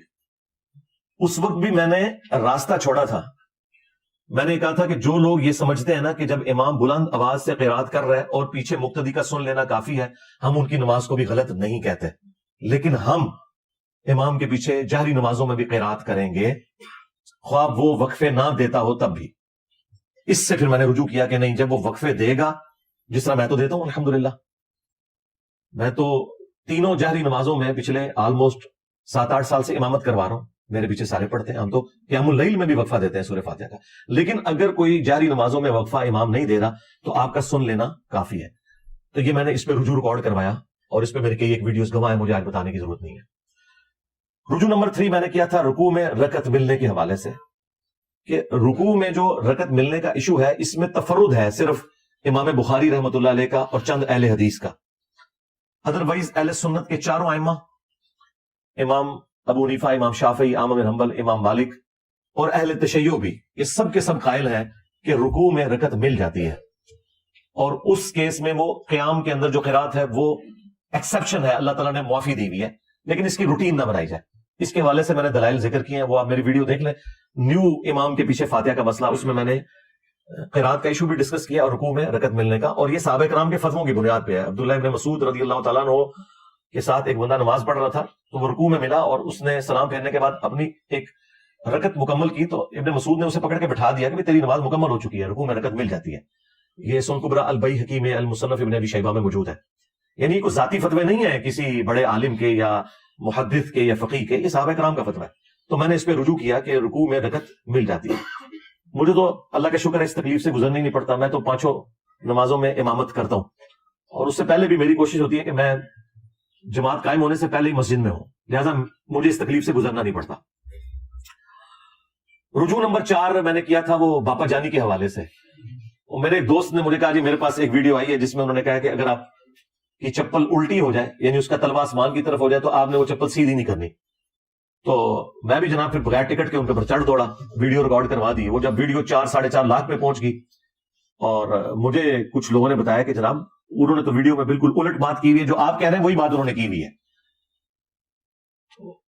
پھر میں نے اس دوست کے ساتھ جو تو کی وہ کی، اس کے بعد پھر میں نے نہ اس سے پہلے کوئی واقعہ ایسا رپورٹ ہوا ہے، نہ اس کے بعد، جب تک میں خود دیکھ نہ لوں، پوری تسلی نہ کر لوں، میں کوئی رائے قائم نہیں کرتا۔ اسی لیے میں اپنا ٹویٹر اکاؤنٹ نہیں بناتا کہ بعد میں ٹویٹس جو ہیں وہ جس ملک میں ISPR کے DG کو اپنے ٹویٹس ڈیلیٹ کرنی پڑتے ہیں، تو باقی تو شاہی کوئی نہیں۔ تو مجھے کیا تکلیف ہے کہ میں ٹویٹر اکاؤنٹ بنا کے تو رجوع ریکارڈ کراتا رہوں، پہلے تھوڑے کٹے میں کھولے انہیں، ایک اور کھول لوا۔ اس لیے میں بڑی تسلی کے ساتھ معاملات کو دیکھ کے کوئی رائے قائم کرتا ہوں۔ بلکہ ان واقعات سے آپ لرن کرتے ہیں، جیسے صحابہ کرام اگر غزوہ احد میں نبی اسلام کی نافرمانی کر کے 70 صحابہ شہید نہ ہوتے، حضور کے داں شہید نہ ہوتے، تو صحابہ کرام کی ٹریننگ کیسے ہونی تھی؟ کل کو رومنز اور پرشینز کے خلاف اس طرح کی حکم عدولی افورڈ ہو سکتی تھی؟ کیا صحابہ سپر پاورز کا مقابلہ کر سکتے تھے اتنے لوز ڈسپلن کے ساتھ، اگر وہ غزوہ احد والی غلطی کے بعد اللہ تعالیٰ نے 60 آیات میں انہیں ڈانٹ پلا کے ان کی اصلاح نہ کی ہوتی؟ تو ان واقعات سے آپ لرن کرتے ہیں، یہ اللہ کی ہمیشہ سنت رہی ہے۔ پھر میں نے اس کے اوپر وہ ویڈیو بھی ڈیلیٹ کروائی، اس پہ رجوع بھی ریکارڈ کروایا اور معذرت کی میں نے۔ 5واں جو میرا رجوع تھا وہ 12 ربیع الاول کے روزے سے متعلق، آلموسٹ 8 سے میں نے 11 سال پہلے ویڈیو میں کہا تھا کہ 12 ربیع الاول کا آپ روزہ اگر رکھ لیں تو یہ جائز ہے، لیکن پھر بعد میں میری توجہ اس حوالے سے دلوائی گئی کہ سوموار کا روزہ تو ثابت ہے صحیح مسلم میں، نبی اسلام کی پیدائش کی خوشی میں اور قرآن کے نزول کی خوشی میں، لیکن 12 ربیع الاول کا روزہ کہیں پہ رپورٹ نہیں ہوا۔ تو میں نے اس پہ پھر اپنا رجوع ریکارڈ کروایا تھا کہ 12 ربیع الاول کا روزہ آپ نہیں رکھیں گے، آپ نے میلاد کی خوشی منانی ہے تو صحیح مسلم میں جو آیا فیہ ولدت وفیہ انزل علیہ، اسی دن میں پیدا ہوا اور اسی دن مجھ پہ پہلی وحی نازل ہوئی، آپ پیر کا ہی روزہ رکھیں گے، 12 ربیع الاول کا روزہ نہ رکھیں۔ رجوع نمبر 6، آلموسٹ 8-9 مہینے پہلے میرے سامنے ایک پرچی آئی، وہ پڑھتے پڑھتے میں اختلاط کا شکار ہو گیا۔ یہ محدثین کے ہاں ایک ٹرم بولی جاتی ہے کہ دو چیزیں مکس ہو جانا، اگرچہ پڑھا آپ نے کچھ اور ہوتا ہے لیکن آپ کا دماغ کہیں اور گیا ہوتا ہے، اس وقت اس سے ملتی جلتی کسی بات کے ساتھ وہ مکس ہو جاتا ہے۔ اس کی بہت ساری مثالیں، امام بخاری امام مسلم کو بھی اختلاط لگا کئی معاملات میں، اور وہ آج تک کتابوں میں ہے، راویوں کے ناموں میں ان کو اختلاط لگ گیا، بعد کے لوگوں نے بتایا نہیں امام بخاری نے راوی کا نام غلط لکھ دیا، وہ الگ سے ایک ٹاپک ہے۔ وہ اختلاط اس طرح ہوا کہ مجھے ایک پرچی کسی نے بھیجی کہ جی وہ زیادہ ہنسنے سے دل مردہ ہو جاتا ہے، تو میں نے اس وقت کہہ دیا کہ یہ تو پاپا جانی نے کہا ہے۔ اچھا، میرے دماغ میں یہ تھا جو ہمیں بچپن سے پڑھایا جاتا تھا، چونکہ میں بھی دعوت اسلامی میں رہا، کہ جی زیادہ ہنسنے سے قبر میں اندھیرا ہوتا ہے، اور مسجد میں دنیاوی باتیں کرنے سے قبر میں اندھیرا ہوتا ہے۔ یہ ساری وہ جھوٹی روایتیں ہیں جو کھڑی گئی ہیں، لیکن یہ جو الفاظ ہے نا کہ زیادہ ہنسنے سے دل مردہ ہوتا ہے، اس میں بھی جتنی روایتیں ہیں وہ کمزور درجے کی ہیں۔ ایک روایت جامعہ ترمذی سنن ابن ماجہ میں حسن درجے تک پہنچتی ہے، لیکن بہرحال وہ روایت تو موجود ہے۔ تو وہ بعد میں مجھے کسی نے پرچی لکھ کے بھیجی کہ جی اس طرح روایت موجود ہے، میں نے جب چیک کی تو میں نے پھر 2-3 مختلف ویڈیوز کے اندر اس کے حوالے سے رجوع ریکارڈ کروایا کہ یہ مجھ سے مس ہینڈلنگ ہوئی، اور وہ اختلاط ہو جاتا ہے کسی بندے کو۔ رجوع نمبر 7، آج سے آلموسٹ 6 سال پہلے میں نے ایک جو ہماری مجلس چلا کرتی تھی نا، ان مجالس میں نے ایک ویڈیو میں ایک حدیث بیان کی صحیح بخاری کی، سورۃ النساء کی آیت کے کانٹیکسٹ میں، شان نزول کے طور پر۔ اور اب وہ حدیث کے قرائن بتا رہے تھے کہ میں نے رزلٹ تو بالکل ٹھیک نکال لیا، لیکن وہ رزلٹ درست نہیں تھا۔ نبی الاسلام کے جو پھوپھی ذات تھے حضرت زبیر رضی اللہ تعالیٰ عنہ، ان کا ایک شخص کے ساتھ جھگڑا ہوا، پانی لگانے کے کانٹیکسٹ میں باغ کو پانی لگایا جاتا تھا نا، تو آج کل بھی آپ کو پتا ہے گاؤں ایریا میں کتنے جھگڑے ہوتے ہیں پانی کی، وہ جو نکالی ہوتی ہیں نالیاں ان کے اوپر۔ جب نبی الاسلام کی خدمت میں پیش ہوا، آپ نے پورے شواہد کی بنیاد پہ فیصلہ حضرت زبیر کے حق میں کر دیا۔ اس شخص نے اس کے جواب میں کہا کہ ہاں یہ آپ کی پھوپھی کا لڑکا ہے نا، اسی لیے آپ نے اس کے حق میں فیصلہ کیا۔ اب ظاہر ہے کہ یہ تو سیدھی سیدھی منافقانہ اپروچ ہے، اس میں تو کوئی شک ہی نہیں ہے۔ پھر اس پہ تر رہا یہ کہ اس پہ قرآن کی آیت نازل ہوئی کہ یہ اس وقت تک مومن ہی نہیں ہو سکتے کہ جب تک اپنے ہر فیصلے میں اے اللہ کے نبی آپ کو اپنا حاکم نہ مان لیں اور پھر اپنے دل میں بھی کوئی تنگی محسوس نہ کرے اس فیصلے پہ. صرف اوپر سے نہیں ماننا کہ چلو جی ریٹ آف دی گورنمنٹ کو مانتے ہوئے یا قانون کی حکمرانی کو مانتے ہوئے میں کر لیتا ہوں لیکن وہی میرے ساتھ زیادتی ہے. نہیں, رسول اللہ کے کیس میں آپ دل میں بھی اگر خیال لے کر آئے کہ میرے ساتھ زیادتی ہوئی ہے, ایمان سے فارغ. یہ آیت نازل ہوئی اس موقع پہ, تو میرا رزلٹ بالکل جینون تھا. میں نے کہا کہ وہ منافق تھا. اب جب میں نے بولا یہ منافق تھا تو قرائن کے مطابق تھا. جس طرح بخاری مسلم ہے کہ ابن ابی بلتہ نے جب نبی اسلام کی مخبری کر دی تو حضرت عمر نے کیا کہا تھا, یا رسول اللہ اجازت دے میں اس منافق کا گلا کاٹ دوں کہ جس نے نبی کا راز لیک کیا ہے. تو آپ نے فرمایا کہ عمر چھوڑ دو, بدری صاحب کی اگلی پچھلی غلطیاں معاف ہے. ایٹیچیوڈ منافقانہ تھا اس کا, لیکن تھا وہ بدری صحابی, دنیا سے مغلوب ہو گیا. اسی پہ امام بخاری نے باب باندھا ہے کہ اگر کوئی شخص اپنے علم کی بنیاد پہ کسی صحابی کو بھی کافر کہہ لیتا ہے نا تو اس پہ کفر کا فتویٰ نہیں لوٹے گا. جو یہ مجھے کہہ رہے تھے انجینئر صاحب کہتے ہیں کہ اگر کوئی حضرت ابوبکر کو کافر کہتے تو کافر نہیں ہوگا. جی, جو اپنے علم کی بنیاد پہ کہتا ہے اس تک بات یہ پہنچی ہے وہ تو کافر نہیں ہوگا. لیکن اگر انجینئر صاحب حضرت ابوبکر کو تو چھوڑ دیں, میں تو اپنے مخالفین علماء کو بھی اگر کافر کہتا ہوں نا تو میں کافر ہو جاؤں گا.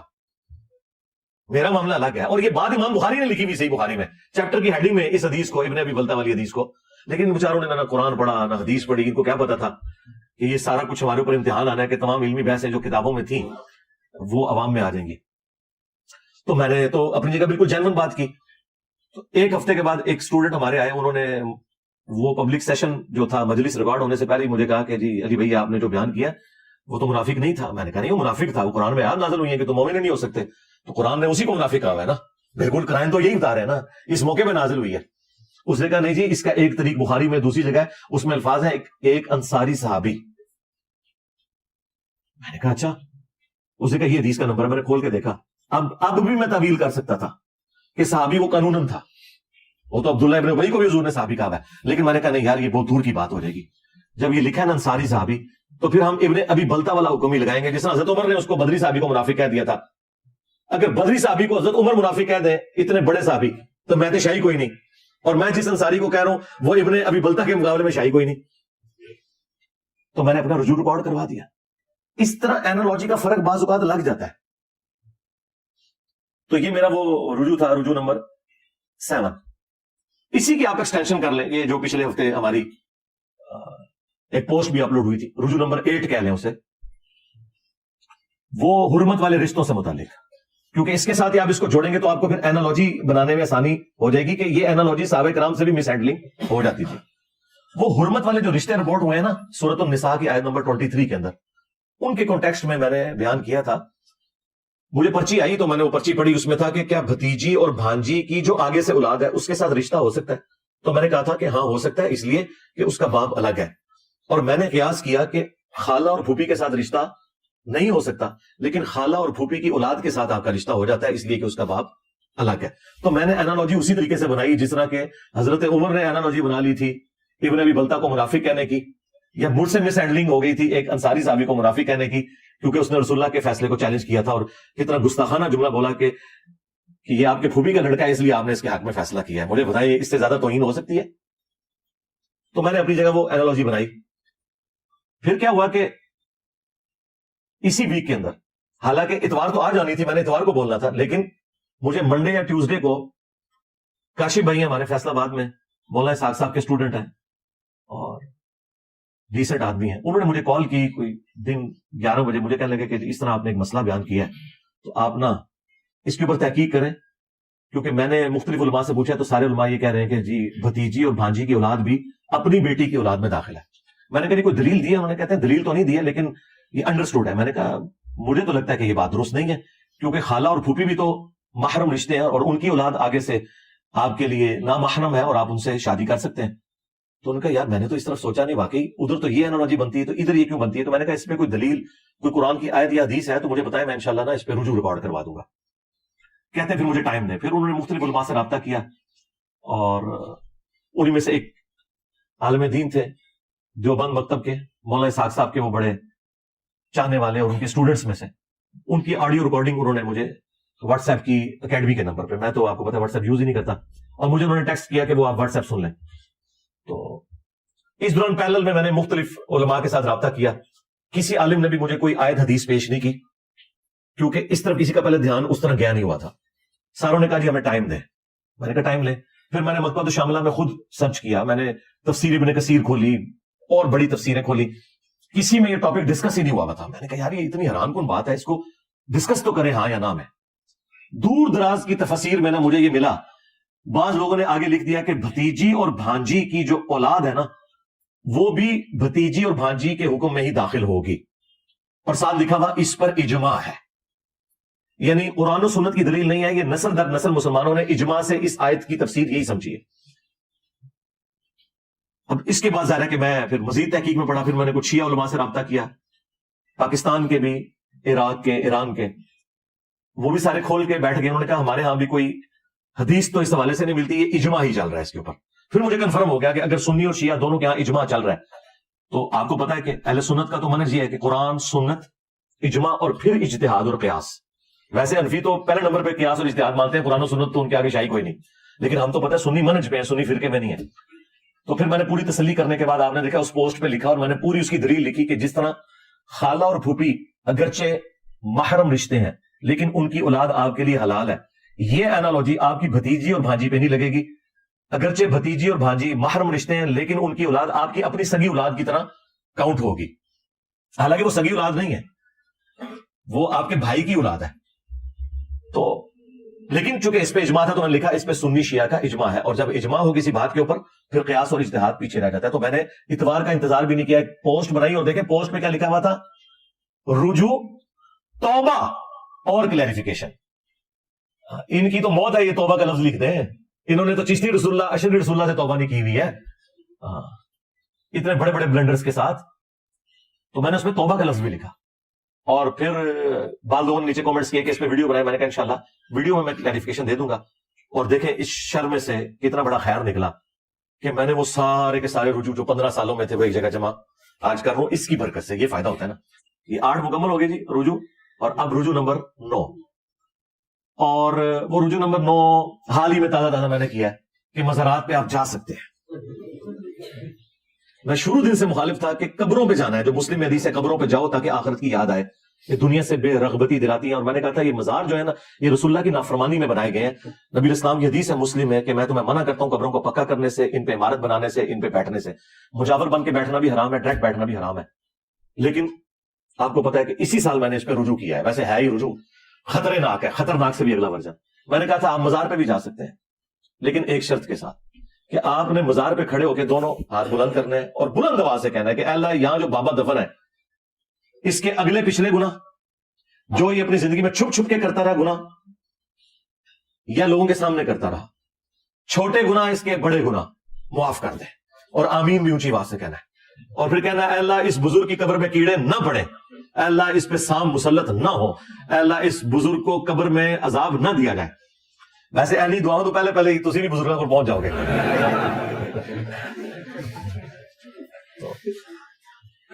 تو ظاہر ہے یہ تو پھر نہ جانے والی بات ہوئی نا. تو اس شرط کے ساتھ میں نے کہا تھا کیونکہ آپ وہاں اعلان حق بلند کرنے کے لیے جا رہے ہوں گے تو آپ جائیں. ویسے قبرستان روزانہ جائیں, لیکن مزارات تو اڈے بنے ہوئے ہیں شرک کے, اڈے بنے ہوئے ہیں رسول اللہ کی نافرمانی کے عز وجل و صلی اللہ علیہ وآلہ وسلم.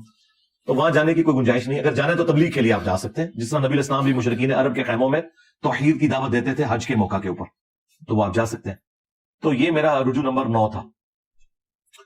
اور رجوع نمبر 10 جو میں نے بڑی مشکل سے کیا, جو میرے لیے بڑی تکلیف دہ چیز تھی, لیکن بہرحال ظاہر ہے کہ جب بہت زیادہ اختلاف کھڑا ہوتا ہے تو پھر آپ کو اس کے اوپر رجوع کرنا پڑتا ہے. وہ آلموسٹ 8 سے 4 سال پہلے میں نے یا 3 سال پہلے کیا, اور وہ تھا حضرت معاویہ رضی اللہ تعالیٰ عنہ کی غلطی کو اجتہادی غلطی کہنا. اس سے میں نے رجوع کیا کہ ان کی غلطی اجتہادی نہیں تھی بلکہ وہ جان بوجھ کر تھی, اور احادیث اور آیات اسی پر گواہ ہے کہ ان کی غلطی کو کسی صورت اجتہادی نہیں کہا جا سکتا.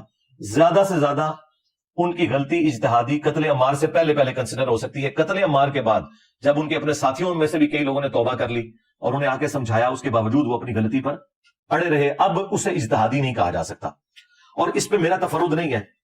جو آج ٹھیکیدار بنے ہوئے نا سنیت کے, ان کے بڑے بابوں نے یہ لکھا ہوا ہے, اور یہ کتنے منافق ہیں عملاً کہ ان بابوں کا نام بغیر وضو کے نہیں لیتے اور میرا نام بغیر لانتوں کے نہیں لیتے. تو جڑے بڑھو نہ انہوں بابے نو پڑھو اور کہو کہ او رافضی سن, وہ اگر رافضی ہیں تو ان کی اپنی سنیت فارغ ہو جائے گی. آلموسٹ 3-4 سال پہلے آپ کو پتا ہے کہ ایک شیعہ کے جلوس کے اندر حضرت معاویہ رضی اللہ تعالیٰ عنہ پہ لعنت کی, جس کو میں نے کنڈیم کیا, اور اس کانٹیکسٹ میں نے ایک تفصیلی ویڈیو بھی ریکارڈ کروائی تھی کہ صحابہ کرام کو گالی دینا حرام ہے، اس میں میں نے سب و شتم والی ساری روایتیں ڈسکس کی، اور ایک اور ویڈیو اسی دوران میں نے ریکارڈ کرائی جس میں میں نے اجتہادی غلطی والے معاملے میں رجوع کیا، اور اس کا عنوان تھا حضرت معاویہ رضی اللہ تعالیٰ عنہ 15 اہل سنت کے اماموں کے اقوال کی روشنی میں۔ یہ میری یعنی بہترین ویڈیوز میں سے جس میں میں نے پرانے سارے بزرگوں کے اقوال اس حوالے سے بتائے، اور ان میں نے ان کے حنفیوں کے بڑے بزرگوں کا حوالہ بھی دیا تھا، ملا علی قاری کا۔ ملا علی قاری 1014 ہجری میں فوت ہوئے، ان سے بڑا کوئی حنفیوں کا امام نہیں ہے، یہ چند بڑے اماموں میں سے ہیں امام حنیفہ کے بعد اس امت میں جن کے اوپر پوری حنفیت کھڑی ہوئی ہے، اور یہ کوئی لوکل امام نہیں ہے، ملا سے مراد ملا عمر کی کوئی رشتہ داری نہ سمجھیے گا، یہ ملا علی قاری پوری دنیا میں اتھارٹی مانا جاتا ہے حنفیوں کے ہاں، کیونکہ اس نے مشکات المصابیح کی شرح لکھی مرقہ، اور اس شرح میں چونکہ مشکات المصابیح تو حدیث کا مجموعہ ہے اور پوری فقہ حنفی کی موت ہے حدیثیں ڈسکس کرنا، تو اسے ایک شرح لکھنی پڑی فقہ حنفی کو ثابت کرنے کے لیے حدیثوں کے خلاف، تو کوئی بڑا بند نہیں چاہیے تھا نا جو ہر حدیث کو کاؤنٹر کر کے کہتا نہیں ہمارا امام صحیح کہہ رہا ہے یہ حدیث غلط ہے، تو اس کے لیے ایک امام لانچ ہوا ملا علی قاری، جو بریلویوں اور دیوبندیوں کے امام اور حنفیوں کے بڑے امام، اور بریلوی دیوبندی کی تقسیم سے پہلے کے ہیں وہ۔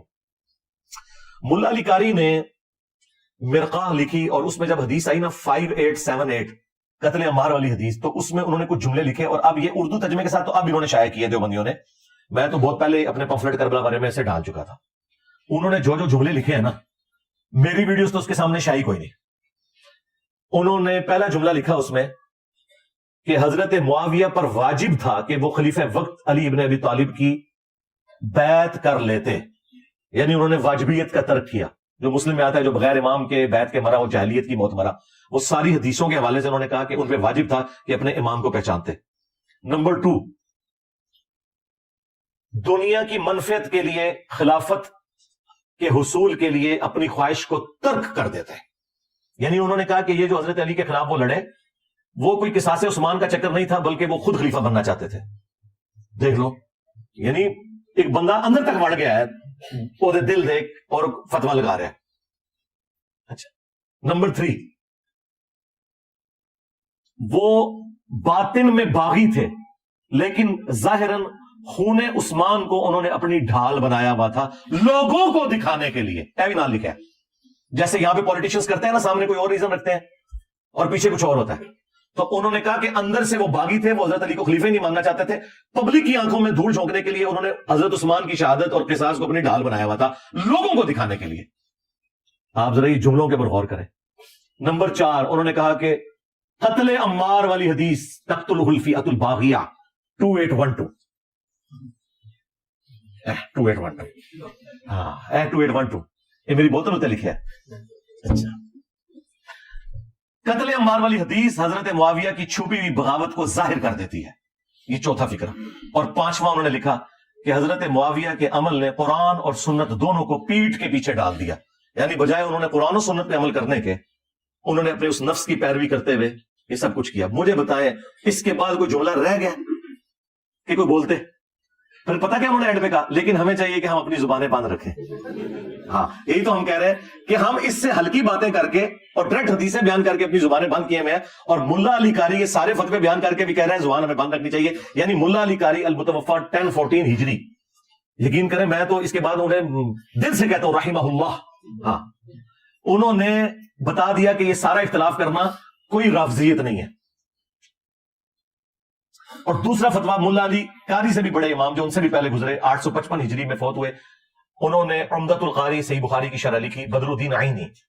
ایک ہی زمانے میں 2 امام ہیں، ابن حجر اسقلانی نے فتح الباری لکھی 852 ہجری میں فوت ہوئے، اور 855 ہجری میں 3 سال کے بعد انہی کے زمانے میں تھے فوت ہوئے بدر الدین عینی، انہوں نے بخاری کی شرح لکھی، اور انہوں نے بھی وہی کام کیا جو مشکات کی شرح لکھتے ہوئے فقہ حنفی کو ثابت کرنے کے لیے جو مولا علی قاری نے پاپڑ بیلے تھے نا، وہی پاپڑ بخاری کے خلاف بیلے بدر الدین عینی نے اپنی فقہ حنفی کو ثابت کرنے کے لیے، کیونکہ بخاری تو فقہ حنفی کے خلاف ہے۔ اچھا، انہوں نے بھی یہ کیا کہ وہ 7083 نمبر حدیث جو بخاری میں آتی ہے نا کہ جب کوئی مسلمان دوسرے مسلمان پہ تلوار اٹھائے تو دونوں جہنمی ہیں، اس کی وہ شرح لکھتے ہیں، اور یہ اس کانٹیکسٹ میں ہے کہ وہ ایک تابعی جو ہے وہ حضرت علی کی حمایت میں کھڑے ہوتے ہیں، تو ابو بکرہ صحابی انہیں روکتے ہیں کہ بھئی میں نے رسول اللہ سے سنا تھا جب ایک مسلمان دوسرے پہ تلوار اٹھائے تو دونوں جہنمی ہیں، اور پھر ہم نے نبی علیہ السلام سے پوچھا کہ جو قتل ہو جائے وہ کیوں جہنمی ہے، قاتل تو جہنمی ہے، تو نبی علیہ السلام نے فرمایا اس مقتول نے بھی تو اپنے بھائی کے قتل کا ارادہ کیا تھا, وہ بھائی کامیاب ہو گیا, لہذا دونوں ہی جہنم میں. اس حدیث کو استغفر اللہ واتوب الیہ حضرت ابو بکرہ نے حضرت عائشہ اور حضرت علی کی جنگ کے اوپر فٹ کر کے اس میں کیا رزلٹ نکالا کہ دونوں جنمی ہیں. تو غلطی لگی ان کو. انجینئر ہوتے ہیں ان کے ساتھ ہوتا ہے انجینئر ابو بکرہ, تو یہ رافضی کہہ دیتے, لیکن وہ انجینئر نہیں تھے نا, سمپل صحابی تھے, وہ ابو بکرہ کہہ دیا. اب یہ اتنی خطرناک بات تھی, اور یہ بالکل ردی کی ٹوکری میں ان کا فتویٰ پھینکنے والا ہے. یہ حدیث اس کے بارے میں ہے ہی نہیں ہے. یہ حدیث اس صورت میں اپلائی ہوگی جب کوئی ناحق کسی کے خلاف تلوار اٹھائے, کوئی لسانیت کی بنیاد پہ لڑے. لیکن جب سورہ الحجرات میں آیا کہ جب مومنوں کا گروہ باغی ہو جائے اس کے خلاف تلوار اٹھاؤ جب تک کہ وہ توبہ نہ کر لے. اسی کے تحت حضرت علی نے جنگ جمل صفین اور نہروان لڑی تھی. حضرت علی سے زیادہ کوئی قرآن نہیں جانتا تھا. یہ حدیث حضرت علی پہ نہیں فٹ ہوتی تھی, نہ حضرت عائشہ پہ. حضرت علی نے جنگ بالکل حق کے اوپر کی. اس کے اوپر خیر میں الگ سے کہ ایک ویڈیوز میری ریکارڈڈ ہے. بہرحال یہ جو حدیث ہے نا 7083, اس کے کانٹیکسٹ میں بدر الدین عینی نے لکھا کہ علامہ کرمانی تو کہتے ہیں کہ حضرت معاویہ کو 1 اجر ملے گا اور حضرت علی کو 2 اجر ملیں گے, کیونکہ حضرت علی حق پہ تھے اور دونوں مجتہد تھے.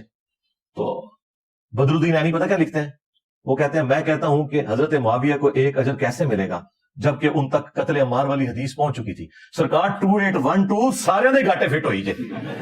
دیکھ لو ملا علی قاری متاثر ہوئے 2812 تو تائیں انہیں کہا نا 5878 نمبر حدیث. اچھا بدر الدین عینی نہیں کہتا بھی 2812 آ گئی ہے, انہوں ابھی نہیں گل سی کیوں بنی ہے. ہاں یہ 2812 ایویں نہیں بوتلوں تو لکھی ہوئی ہے. دوسرا طرح لکھے فرقوں کی دکانیں بند, ڈیمیج ہیز بین ڈن, ایویں لکھا ہے. اچھا تو وہ کہتے ہیں یہ کیسے ہو گیا کہ جب قتل عمار والی حدیث موجود ہے اس کے بعد آپ کہیں گے نہیں ان کو 1 اجر ملے گا. پھر اینڈ پہ انہوں نے جملہ بڑا سخت بولا. انہوں نے کہا کہ کیا حضرت معاویہ اس پہ راضی نہیں کہ اللہ تعالیٰ انہیں چھوڑ دے برابر, بجائے اس کے کہ انہیں 1 اجر بھی ملے. اللہ تعالیٰ انہیں اگر بخش دینا ان کے لیے یہی لائف ٹائم اچیومنٹ ہے, اجر تو چھڑ دو. اچھا اب چونکہ وہ انجینئر بدر الدین عینی نہیں تھا لہذا وہ راضی نہیں ہوا. سمجھ گئے آپ کو بات کی. اور یہ بات بالکل بدر الدین عینی کی درست ہے, کیونکہ یہ حدیث غلط فٹ کر رہے ہیں. بخاری مسلم حدیث ہے اگر حکمران وقت اجتہاد کرے, صحیح اجتہاد کرے تو 2 اجر ہے, غلط اجتہاد کرے تو 1 اجر. اور اس میں امام بخاری نے باقاعدہ باب باندھا ہے کہ حاکم وقت کا اجتہاد, یعنی حضرت علی اگر جنگ جمل صفین نہروان نعوذ باللہ غلط بھی لڑتے 1 اجر مل جاتا پھر بھی. اور الحمدللہ انہوں نے بخاری مسلم کی روشنی میں صحیح لڑی ہے تو 2 اجر ہے. مخالف کے اجر کی تو کبھی بات ہی نہیں ہوئی ہے. یعنی خلیفہ راشد کا باغی اور ان کے خلاف کھڑے ہونے والا شخص مجتہد کیسے ہو سکتا ہے؟ تو ٹھیک ہے پھر کہو کہ حضرت عثمان کے مخالفین جو تھے, وہ جو صحابہ تھے وہ بھی مجتہد تھے. جو منکرین زکات حضرت ابو بکر کے خلاف کھڑے ہوئے وہ مجتہد تھے. اللہ رسول آخرت کو تو مانتے تھے نا, صرف وہ کہتے تھے کہ ہم زکات نہیں دیں گے. اس طرح مطلب رزلٹ نکالے جاتے ہیں. صرف حضرت علی کی باری آتی ہے تو یہ لوگ جو ہے وہ ٹامک ٹوئیاں کرنا شروع کر دیتے ہیں. تو دیکھیں پھر اللہ نے کتنی بڑی بلا ان کے اوپر چھوڑی ہے, نہ پچھلے چٹے نہ اگلے چٹے. ہاں علی کے جیسا ہے ہی کوئی نہیں, بنو امیہ تھے شاہی کوئی نہیں. تو یہ چیزیں تھیں. تو یہ میں نے پھر وہ فتوے, یہ میرے کربلا والا ریسرچ پیپر بھی آپ منگوا سکتے ہیں, واقعہ کربلا کا حقیقی پس منظر 72 صحیح الاسناد حدیث کی روشنی میں 200 احادیث ہیں اکثر بخاری مسلم سے. صبح 9 سے شام 5 بجے تک ہمارا فون نمبر کھلا ہوتا ہے. نماز کی ٹائمنگ یا کوئی اور ایشو ہو جائے الگ بات, واٹس ایپ بھی اس پہ بنا ہوا ہے 032159000162. آپ کال کریں, فری آپ کے گھر ڈاک آئے گی. 12 کا پیکج, 3 اذکار کارڈ اور 9 ریسرچ پیپرز. اس میں کربلا والا ریسرچ پیپر بھی ہے اور 8 مزید ہے. صرف آپ کو TCS کا 500 روپیہ خرچہ دینا ہے, آپ کے گھر یہ فری جائے گا. ہم لاکھوں بانٹ چکے ہیں اللہ کے فضل سے, کوئی مسئلہ نہیں ہوتا. میں مسلح اٹھاتا ہوں, نیچے سے سونے کی ایک ڈلی نکالی, عثمان بھائی کو دیتا ہوں, جا کے بیچتے ہیں, پھر 1 لاکھ کا صفائی بیچ چھپوا لینا. کوئی مسئلہ نہیں. تو فری جاتا ہے. اور یہاں پہ جتنے لوگ آ رہے ہیں پچھلے آلموسٹ 10-12 سال سے اللہ کے فضل سے سب کو ہم ریسرچ پیپر فری دیتے ہیں. آپ لوگوں کو بھی اینڈ میں مل جائیں گے انشاءاللہ تعالی. تو وہ آپ منگوا کے پڑھیں. تو اس میں نے یہ ساری چیزیں ایک مینیجیبل فارم میں جمع کی ہوئی ہیں. باقی میرے کئی ایک جو لیکچرز ہیں وہ اس کے اوپر گواہ ہیں. بہرحال اس کی برکت سے یہ ہو گیا کہ یہ میں نے سارے رجوع ایک جگہ جمع کر دیے جو عقائد اور نظریات کے اعتبار سے تھے. باقی میں نے آپ کو کہا کہ کسی روایت کے حوالے سے کوئی حکم ہے تو اس کے اوپر پھر یہی ہے کہ چونکہ اوریجنل ڈاکٹرن میری نہیں بدلتی, تو میں کسی روایت کے حوالے سے کوئی بات کر دوں تو اس سے کوئی فرق نہیں پڑتا. اوریجنل ڈاکٹرن اپنی جگہ پہ موجود ہے, اور اس کی میں نے مثال آپ کو شروع میں بھی دے دی. اور بھی کئی ایک مثالیں موجود ہیں, وہ آپ کو ویڈیو سے پتہ چل جائیں گی. بہرحال اللہ کا شکر ہے کہ یہ میرے ایک ذمہ قرض تھا جو میں نے اپنی زندگی میں اتار کے اس کو ویڈیو ریکارڈنگ میں لے آؤں, تاکہ آپ کو ادھر ادھر بھاگنا نہ پڑے. کیونکہ جی 10 انجینئر صاحب نے کتنے رجوع کیا ہے اس گل تو وہ آپ یہ ایک ہی ویڈیو, اس کا ہم اردو میں بھی ٹائٹل رکھ دیں گے, انجینئر کے 10 رجوع, یا جو بھی ایک آپٹیمل اس وقت اردو میں بنے گا وہ انشاءاللہ ہم رکھ دیں گے, تاکہ آپ کو اس حوالے سے آسانی ہو جائے. ہمارا یہ جو آج کا پبلک سیشن نمبر 94 ہے, بمطابق 14 मई 2023, अल्लाह के फजल से ये भी रिकॉर्डिंग होगी। सल्लु अला मुहम्मद व आलि मुहम्मद, अल्लाहुम्मा सल्लि अला मुहम्मद व अला आलि मुहम्मद व अस्हाबि मुहम्मद व अज़वाजि मुहम्मद व उम्मति मुहम्मद अजमईन इला यौमिद्दीन, आमीन। अच्छा जनाब, अब रियल टाइम जो आपकी पर्चियां आई हुई है ना, इंशाल्लाह मैं इन पर्चियों को कवर करूंगा। और ये ज़हन में रखिएगा कि जिन टॉपिक्स के ऊपर तफसील तलब होती है ना, उसके ऊपर मेरी अगर अलग से ऑलरेडी वीडियोस रिकॉर्डेड है तो वो मैं आपको रेफर कर दूंगा। यहां मैं सिर्फ वर्डिक्ट दूंगा। जाहिर है कि अगर तमाम निटी ग्रिटीज बारीकियां मैं डिस्कस करूं तो फिर तो एक पर्ची पे ही 1 घंटा लग जाए, तो इसलिए मैं उस पर वर्डिक्ट दे दूंगा कि इस पे मौकिफ ये है और बाकी तफसीलात के लिए आप फलां वीडियो देख लें, ताकि आप तक मेरा मौकिफ पहुंचे। और जाहिर है कि अब आपके बुजुर्ग बाबे तो हमेशा से मौकिफ ही दे रहे थे, अब हम भी इस लेवल पे पहुंच चुके हैं अपनी वीडियोस रिकॉर्ड करवाने के बाद कि अब मैं मौकिफ दे सकता हूं, क्योंकि मैंने उसके पीछे जो एक बैकअप के तौर पर जो लेक्चर्स थे वो ऑलरेडी रिकॉर्ड करवा दिए। यानी अब आज के बाद मेरे पास कोई पर्ची आएगी ना कि अली भाई आपने किन किन बातों पे रुजू रिकॉर्ड करवाया, तो मैं कहूंगा मेरे 10 रुजू वाली आप वीडियो देख लो, ठीक है, ताकि सारे एक जगह जमा। फिर मैंने वो 10 के 10 नहीं दोबारा से गिनवाने होंगे, ये पॉसिबल नहीं होता ना कि आप बार बार उन बातों को उस तरह रिपीट करें। अलबत्ता चूंकि मैं पाबंद हूं आपकी पर्चियों का कि मैंने इस पर्ची के ऊपर अपना जवाब जरूर देना है, हाँ या ना की शक्ल में, या उसके ऊपर जो वर्डिक्ट देनी है। एक वीडियो में आप कह रहे हैं कि सुन्नत नमाज पढ़ लो तो सवाब है और ना पढ़ो तो गुनाह नहीं, तो रफुल यदैन भी तो एक सुन्नत है। इसके ऊपर मैं तफसीली वीडियो एक रिकॉर्ड करवा चुका हूं, सुन्नत छोड़ने वाले पर लानत, ये वीडियो आप देखें। रफुल यदैन जो सुन्नत है ना, यहां सुन्नत से मुराद तरीका है। जो नबी इस्लाम का तरीका छोड़ देना वो लानती है, सीधी सी बात है। एक है अलग से किसी चीज का सुन्नत या नफली होना, यह बिल्कुल और बात है। जब आप नमाज पढ़ते हैं तो नमाज के अंदर आप जितनी एक्टिविटीज परफॉर्म करते हैं वो सुन्नत तरीके पे है, उसको जो भी बदलेगा ना वो फर्ज नमाज के अंदर कोताही कर रहा है, सुन्नत नहीं छोड़ रहा, और फर्ज का हुलिया बिगाड़ रहा है। फिर रफुल यदैन से चिड़ क्यों है, फिर पहला भी ना करो, डायरेक्ट जाके अल्लाह अकबर यूं करो, वहां तो कोई नहीं करता। हाँ, मैंने इस पे कहा था कि ठीक है अगर रफुल यदैन छोड़ना है पहला भी छोड़ दो तो हम आपके साथ हैं, ताकि हमें ये कम से कम यकीन आ जाए कि आपको गलतफहमी हुई है। यहां हमें ये यकीन है कि आप 2 नंबरी कर रहे हैं, आपको पहले के सिवा जो बाकी हैं उनके साथ चढ़ा है, तो ये बात है। तो जो नबी इस्लाम ने सुन्नत यानी तरीके के तौर पे बात तालीम फरमाई है फर्ज काम को पूरा करने के लिए, वो उसी के अंदर दाखिल है, उसको आप सुन्नत कह के अलग नहीं करेंगे। और रह गए जो नमाज के साथ सुन्नत है वो फर्ज नमाज का हिस्सा ही नहीं है। मुस्लिम में वाज़ेह हदीस है, अम्मा आयशा सलामुल्लाह अलैहा से किसी ने पूछा कि नबी इस्लाम की नफली नमाज कितनी थी,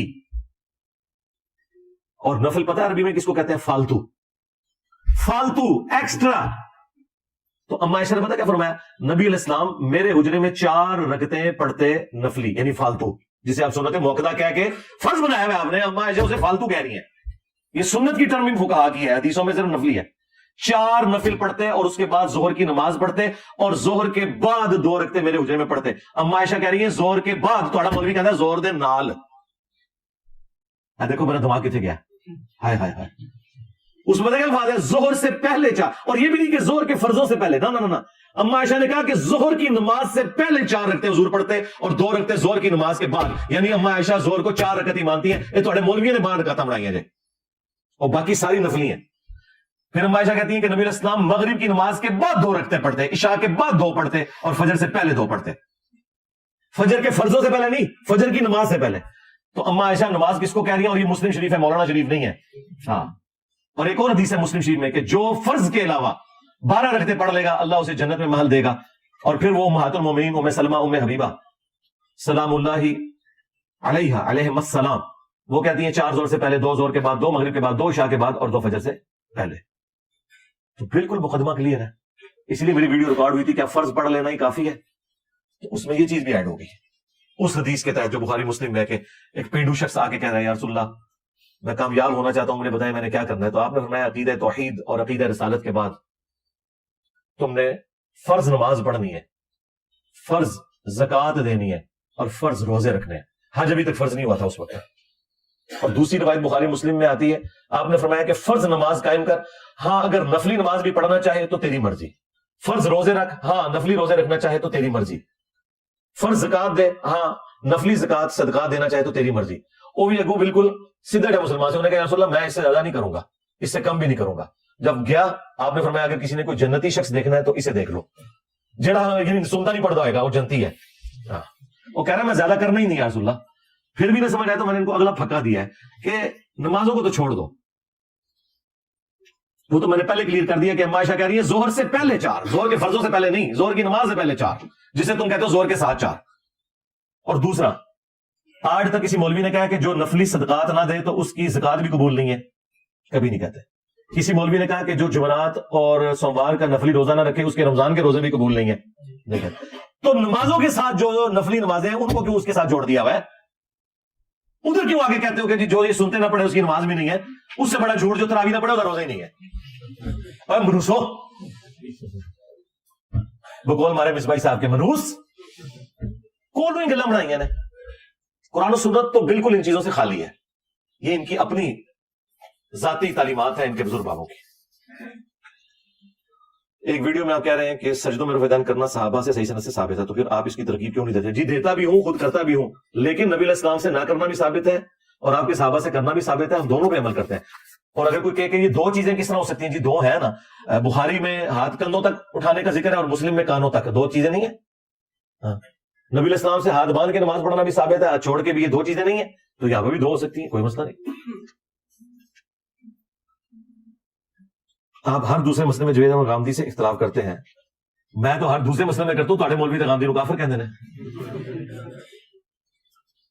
آپ نے چند دن پہلے ایک انٹرویو میں کہا تھا کہ موجودہ دور کا سب سے بڑا عالم جوید احمد غامدی ہے، اس لیے کہ جوید احمد غامدی صاحب نے ختم نبوت کے حوالے سے جو عقیدہ اڈاپٹ کیا ہے وہ ایکسٹرا آرڈنری ہے۔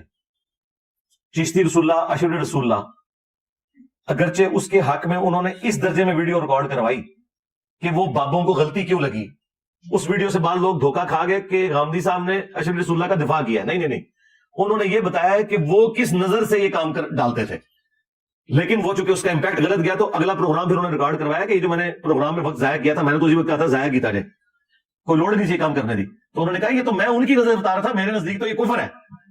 ٹھیک ہے، لیکن کیا تقی عثمانی صاحب یا مفتی منیب صاحب یہ جرات کریں گے کہ اشرف رسول اللہ اور چشتی رسول اللہ یہ کفر ہے؟ دونوں کہنا کٹھا کفر۔ ہاں، یہ نہیں ہے کہ مفتی منیب اپنے والے صحیح کہہ کے دوسرے کفر کہہ کے سائڈ تے ہو جائے، نہیں، دو یا تو گل چاہیے۔ تو مجھے بتائے آپ اگر کوئی بڑے علماء پیش کر سکتے تھے تو یہی دو پیش کر سکتے تھے نا، ان کی تو حالت یہ ہے کہ وہ اپنے بابوں سے باہر ہی نہیں نکل پا رہے۔ تو میرے لیے تو عقیدہ توحید سے بڑی کوئی چیز نہیں ہے، عقیدہ ختم نبوت سے بڑی چیز ہی کوئی نہیں ہے۔ یہ دونوں کے بزرگ بابے قبروں سے مانگتے ہیں۔ جوید احمد غامدی صاحب کی جو توحید ہے وہ 24 کیرٹ سونا ہے، تو چونکہ توحید اور ختم نبوت کے حوالے سے غامدی صاحب کے عقائد بریلوی، دیوبندی، اہل حدیث، شیعہ سے بہتر ہے، تو اس لیے میری مجبوری ہے کہ جس کے عقیدے سب سے بہتر ہے میں اسے بہتر کہوں۔ اور انہوں نے موجودہ دور میں علماء کی بات کی تھی جو زندہ ہے۔ اگر مجھ سے وہ پوچھتے نا بھٹی صاحب کے جی مردہ علماء میں سے، تو یقیناً میں سب سے پہلے مودودی صاحب کا نام لیتا، مولانا اسحاق صاحب کا نام لیتا، شیخ زبیر علی صاحب کا نام لیتا، پیر نصیر الدین صاحب کا نام لیتا، لیکن انہوں نے کہا تھا جو اس وقت زندہ ہے ان میں سے۔ اگر آپ سمجھتے ہیں تو مجھے ذرا پرچی پہ اس بندے کا نام لکھ کے بتائیں جس کا عقیدہ توحید اور ختم نبوت قرآن و سنت کے مطابق ہے، میں اسے غامدی صاحب سے کیا اپنے سے بڑا عالم کو ڈکلیئر کر دوں گا، حالانکہ میں تو جاہل ہوں، چلے مجھے چھوڑ دیں، میں غامدی صاحب سے اور ٹائم قیامت تک جو بندہ لے کے آنا چاہیے۔ شیعہ عالم آصف رضا علوی عالم تو نہیں ہے، وہ ذاکر ہے۔ آقا کریم کے نکاح اور لعنت نبوت کے درمیان بچوں کی وجہ، اور جناب جب وہ جو جتنی آپ کو کیلکولیشن بتا رہا ہے پہلے تو وہ کیلکولیشن ثابت کرے نا کہ اتنے سال اولاد نہیں ہوئی پھر اتنے دن بعد ہوئی، وہ کتنے لکھے ہیں؟ سٹارٹ ہی انہوں نے غلط لے آیا ہے، آگے پھر کتوں ٹرنا ہے؟ ان کے لیے اتنی کافی ہے کہ ایران کے جو علماء ہیں شیعہ، وہ نبی اسلام کی 4 اپنی بیٹیاں مانتے ہیں۔ سب سے بڑا غالی رافضی جو حضرت عائشہ کا نام لے کے ان پہ سب و شتم کرتا ہے، وہ منحوس آدمی ملعون یاسر الحبیب، اس نے بھی عرب ٹی وی کے پروگرام میں کہا کہ حضور کی 4 بیٹیاں اپنی تھی۔ آصف علوی تو شاہی کوئی نہیں، یہ تو اینڈا رافضی ہوتے مقابلے۔ جنگ جمل جس کے بارے میں مشہور ہے کہ حضرت علی اور عائشہ کے درمیان ہوئی، اسے مختصر تعارف کر، مختصر نہیں بڑا ڈیٹیل تعارف کروایا۔ آپ جنگ جمل لکھیں، میری ویڈیوز ہی کھلتی ہیں انشاءاللہ، کربلا ریسرچ پیپر مل جائے گا، اس پہ ساری حدیثیں موجود ہیں۔ آپ نے ایک لیکچر میں کہا تھا کہ حضرت ام سلمہ نے بنو امیہ کے خلاف کو کنڈیم کیا، جتنی حدیثیں بیان کی ہیں ایک پورا لیکچر ہو سکتا ہے، برائے مہربانی چند ایک بیان کر دیں۔ جی وہ بیان کی ہیں کربلا والے ریسرچ پیپر میں، اللہ کے فضل سے میں عہدہ برا ہو چکا ہوں۔ 4 صفحوں کا ایک ریسرچ پیپر تھا جنگ جمل صفین احروان کے اوپر، وہ 32 صفحات کے اوپر انہی سوالات کی وجہ سے گیا ہے۔ اب میں نے وہ 200 حدیثیں جمع کر دی ہیں۔ یہ وہ چیز ہے جو میں نے لکھ کے دے دی ہے، کہنا نا جڑا ہے لکھ کے دے، کہنا نا یہ وہ ہے جو میں بیان بھی کیتا ویڈیو جو لکھ کے بھی دے دیتی ہے۔ اگلی گل کرو، کیا حضرت ابراہیم کے والد کافر تھے؟ نہیں جی، حضرت ابراہیم کے والد کافر نہیں تھے، حضرت ابراہیم کے باپ کافر تھے، ان کے ابا کافر تھے۔ اور ابا اور باپ ابھی کا لفظ عربی میں آتا ہے، یہ چچا کے لیے بھی بولا جاتا ہے۔ حضرت اسماعیل علیہ السلام کو بھی باپ میں شمار کیا ہے بنو اسرائیل نے، قرآن میں رپورٹ ہوا۔ نبی علیہ السلام کی حدیث ہے مسلم میں کہ چچا باپ کی مثل ہے۔ حضرت عباس کو حضور نے کہا یہ میرا باپ ہے۔ تو یہ انٹرچینجبل الفاظ ہیں. چونکہ قرآن میں سورہ توبہ میں واضح آ گیا کہ کسی نبی اور مومن کے لیے شایع نہیں ہے کہ وہ اپنے کافر رشتہ داروں کے لیے دعائے مغفرت کرے جبکہ اسے پتہ چل جائے کہ وہ کفر کی حالت میں مرے ہیں. اور ساتھ ہی اللہ نے کہا کہ ابراہیم نے جو دعا کی تھی نا اپنے باپ کے حق میں, تو وہ اس وجہ سے تھی کہ ابراہیم کو پتہ نہیں تھا. جب انہیں پتہ, ظاہر زمانے میں غائب نہیں سی نہ ہوتا, سمجھا کرو نا, بابے ہوتے ہیں نا, وہ بابے نبی میں ختم کرتا ہے. وہ تو ایسی میں دماغی گل آئی ہے, اس دور سے بابے نے اینک تو بغیر, اس دن میں بابا چانی کو دیکھنا تھا, وہ ٹیپ پہ اینک لگا کے پڑھے لاؤ اینک ہی نہ تھی, یہ تو دلوں دے حال جانتے ہیں. وہ اینک تو بغیر پرچی نہ تسی پڑھ سکو تو دلوں دے حال جان دیو. کٹ لو اپنے مرے ہوئے زندہ, اور مجھے کوئی میکینیکل انجینئرنگ کا فارمولا دے کے پڑھ کے بتا دے, میں لکھے دیتا ہوں. سمجھانا تو چھڑ دو, صرف دس دے کے لکھا گیا ہے, سمجھانا تو میں کہہ نہیں. تو حضرت ابراہیم علیہ السلام کو نہیں پتا تھا. اللہ نے کہا جب انہیں پتا چلا تو پھر وہ اس سے پیچھے ہٹ کے انہوں نے برات کا اعلان کر دیا. اب قرآن میں واضح ہے کہ انہوں نے برات کا اعلان کیا ہے, لیکن سورہ ابراہیم میں آتا ہے کہ حضرت ابراہیم علیہ السلام نے کیا دعا کی تھی کہ اے اللہ تمام تعریفیں تیرے لیے ہیں جس نے مجھے بڑھاپے میں اولاد دی, اسماعیل اور اسحاق. ٹھیک ہے, اور آلموسٹ اس وقت 90 پلس ان کی ایج ہو چکی ہوئی تھی. اس وقت جا کے وہ دعا کر رہے ہیں, اور قرآن پہلے بتا رہا ہے کہ جیسے انہیں پتا چلا نا کہ ان کا باپ کافر ہے تو وہ اس سے پیچھے ہٹ گئے. کلیئر ہو گیا. لیکن بڑھاپے میں جا کے اب دوبارہ تو ان کو اپنے باپ کے لیے دعا نہیں نہ کرنی چاہیے. اگر باپ سے مراد والد ہو تو ساتھ ہی دعا آئی ہے, ربی جعلنی مقیم الصلاۃ ومن ذریتی ربنا وتقبل دعاء ربنا اغفر لی ولوالدی وللمؤمنین یوم یقوم الحساب. یہ کیسے ہو سکتا ہے کہ ابراہیم ایک کام سے توبہ کر چکے ہیں اور پھر وہ بڑھاپے میں اپنے والد کے لیے دعائیں مغفرت کر رہے ہو؟ تو اس کا مطلب ہے کہ وہ جو باپ تھا نا آزر, وہ چچا تھا, ورنہ بڑھاپے میں انہوں نے والدیہ کہا ہے. تو اس کا مطلب ہے حضرت ابراہیم کے والد کافر نہیں تھے. اور یہ میرا کوئی اکیلے کا عقیدہ نہیں ہے, امام حاکم نے ایسی روایتیں لی ہیں, امام طبری نے بھی لی ہوئی ہیں کہ ان کے والد جو تھے وہ تارخ تھے, آزر ان کے چچا تھے, اور چچا باپ کی جگہ ہوتا ہے. اور یہی وہ تعویل ہے جو میں نے اس حدیث کی بھی کی ہے مسلم میں, کہ جو ایک شخص آیا تھا, اس نے کہا میرا باپ کدھر ہے, تو نبی الاسلام نے فرمایا کہ تیرا باپ جہنم میں, آگ میں. وہ روتا ہوا وہاں سے اٹھا, تو جب وہ جانے لگا آپ نے اسے واپس بلایا, آپ نے فرمایا تیرا باپ اور میرا باپ دونوں جہنم میں. وہ جو اکثر وابی پیش کرتے ہیں کہ حضور نے تو اپنے والد کو کافر کہا, سرکار والد نہیں باپ. اور وہ آپ نے کنایا کیا ہوگا ابو لہب کی طرف, کیونکہ ابو لہب بھی تو آپ کا چچا تھا, کفر کی حالت میں مر گیا. تو آپ نے اس کی تسلی کی بات کی, والد کی بات نہیں کی ہے. اور عقل کے اندھوں سے پوچھو کہ جو والد اپنے پیغمبر بیٹے کی پیدائش سے پہلے ہی فوت ہو چکا ہے, اس کے اوپر شریعت کہاں سے تم نے لگا دی ہے؟ جبکہ قرآن میں آیا کہ وما كنا معذبین حتی نبعث رسولا, ہم کسی کو عذاب نہیں دیتے جب تک کہ رسول مبعوث نہ ہو جائے. اور قرآن میں آیا لتنذر قوما ما انذر آباؤہم فہم غافلون, اے نبی ہم نے آپ کو وہاں پیغمبر بنا کے بھیجا ہے جن کے آباء و اجداد کے پاس کوئی پیغمبر نہیں آیا تھا. تو بالکل کلیئر ہے, حضور کے والدین اہل فطرت میں سے, لہذا ان کے بارے میں بکواس کرتے ہوئے اپنی زبان کو لگام دیں. ہم حدیثوں کی تعویل کرتے ہیں کیونکہ ہمیں کوئی روایت مجبور نہیں کرتی کہ ہم قرآن اور سنت کے خلاف کوئی عقیدہ رکھ لیں, جبکہ دوسری طرف تعویل ممکن ہو. تو اس لیے میں نے مسئلہ 98 آج سے 10 سال پہلے اس کے اوپر ریکارڈ کروا دیا ہے. سرکار تجھی کے سمجھ دو کہ تجھی کو بڑا نویکلا سوال کرتا ہے, 10 سال پہلے تو ویڈیو ریکارڈ ہو چکی ہے. سناؤ.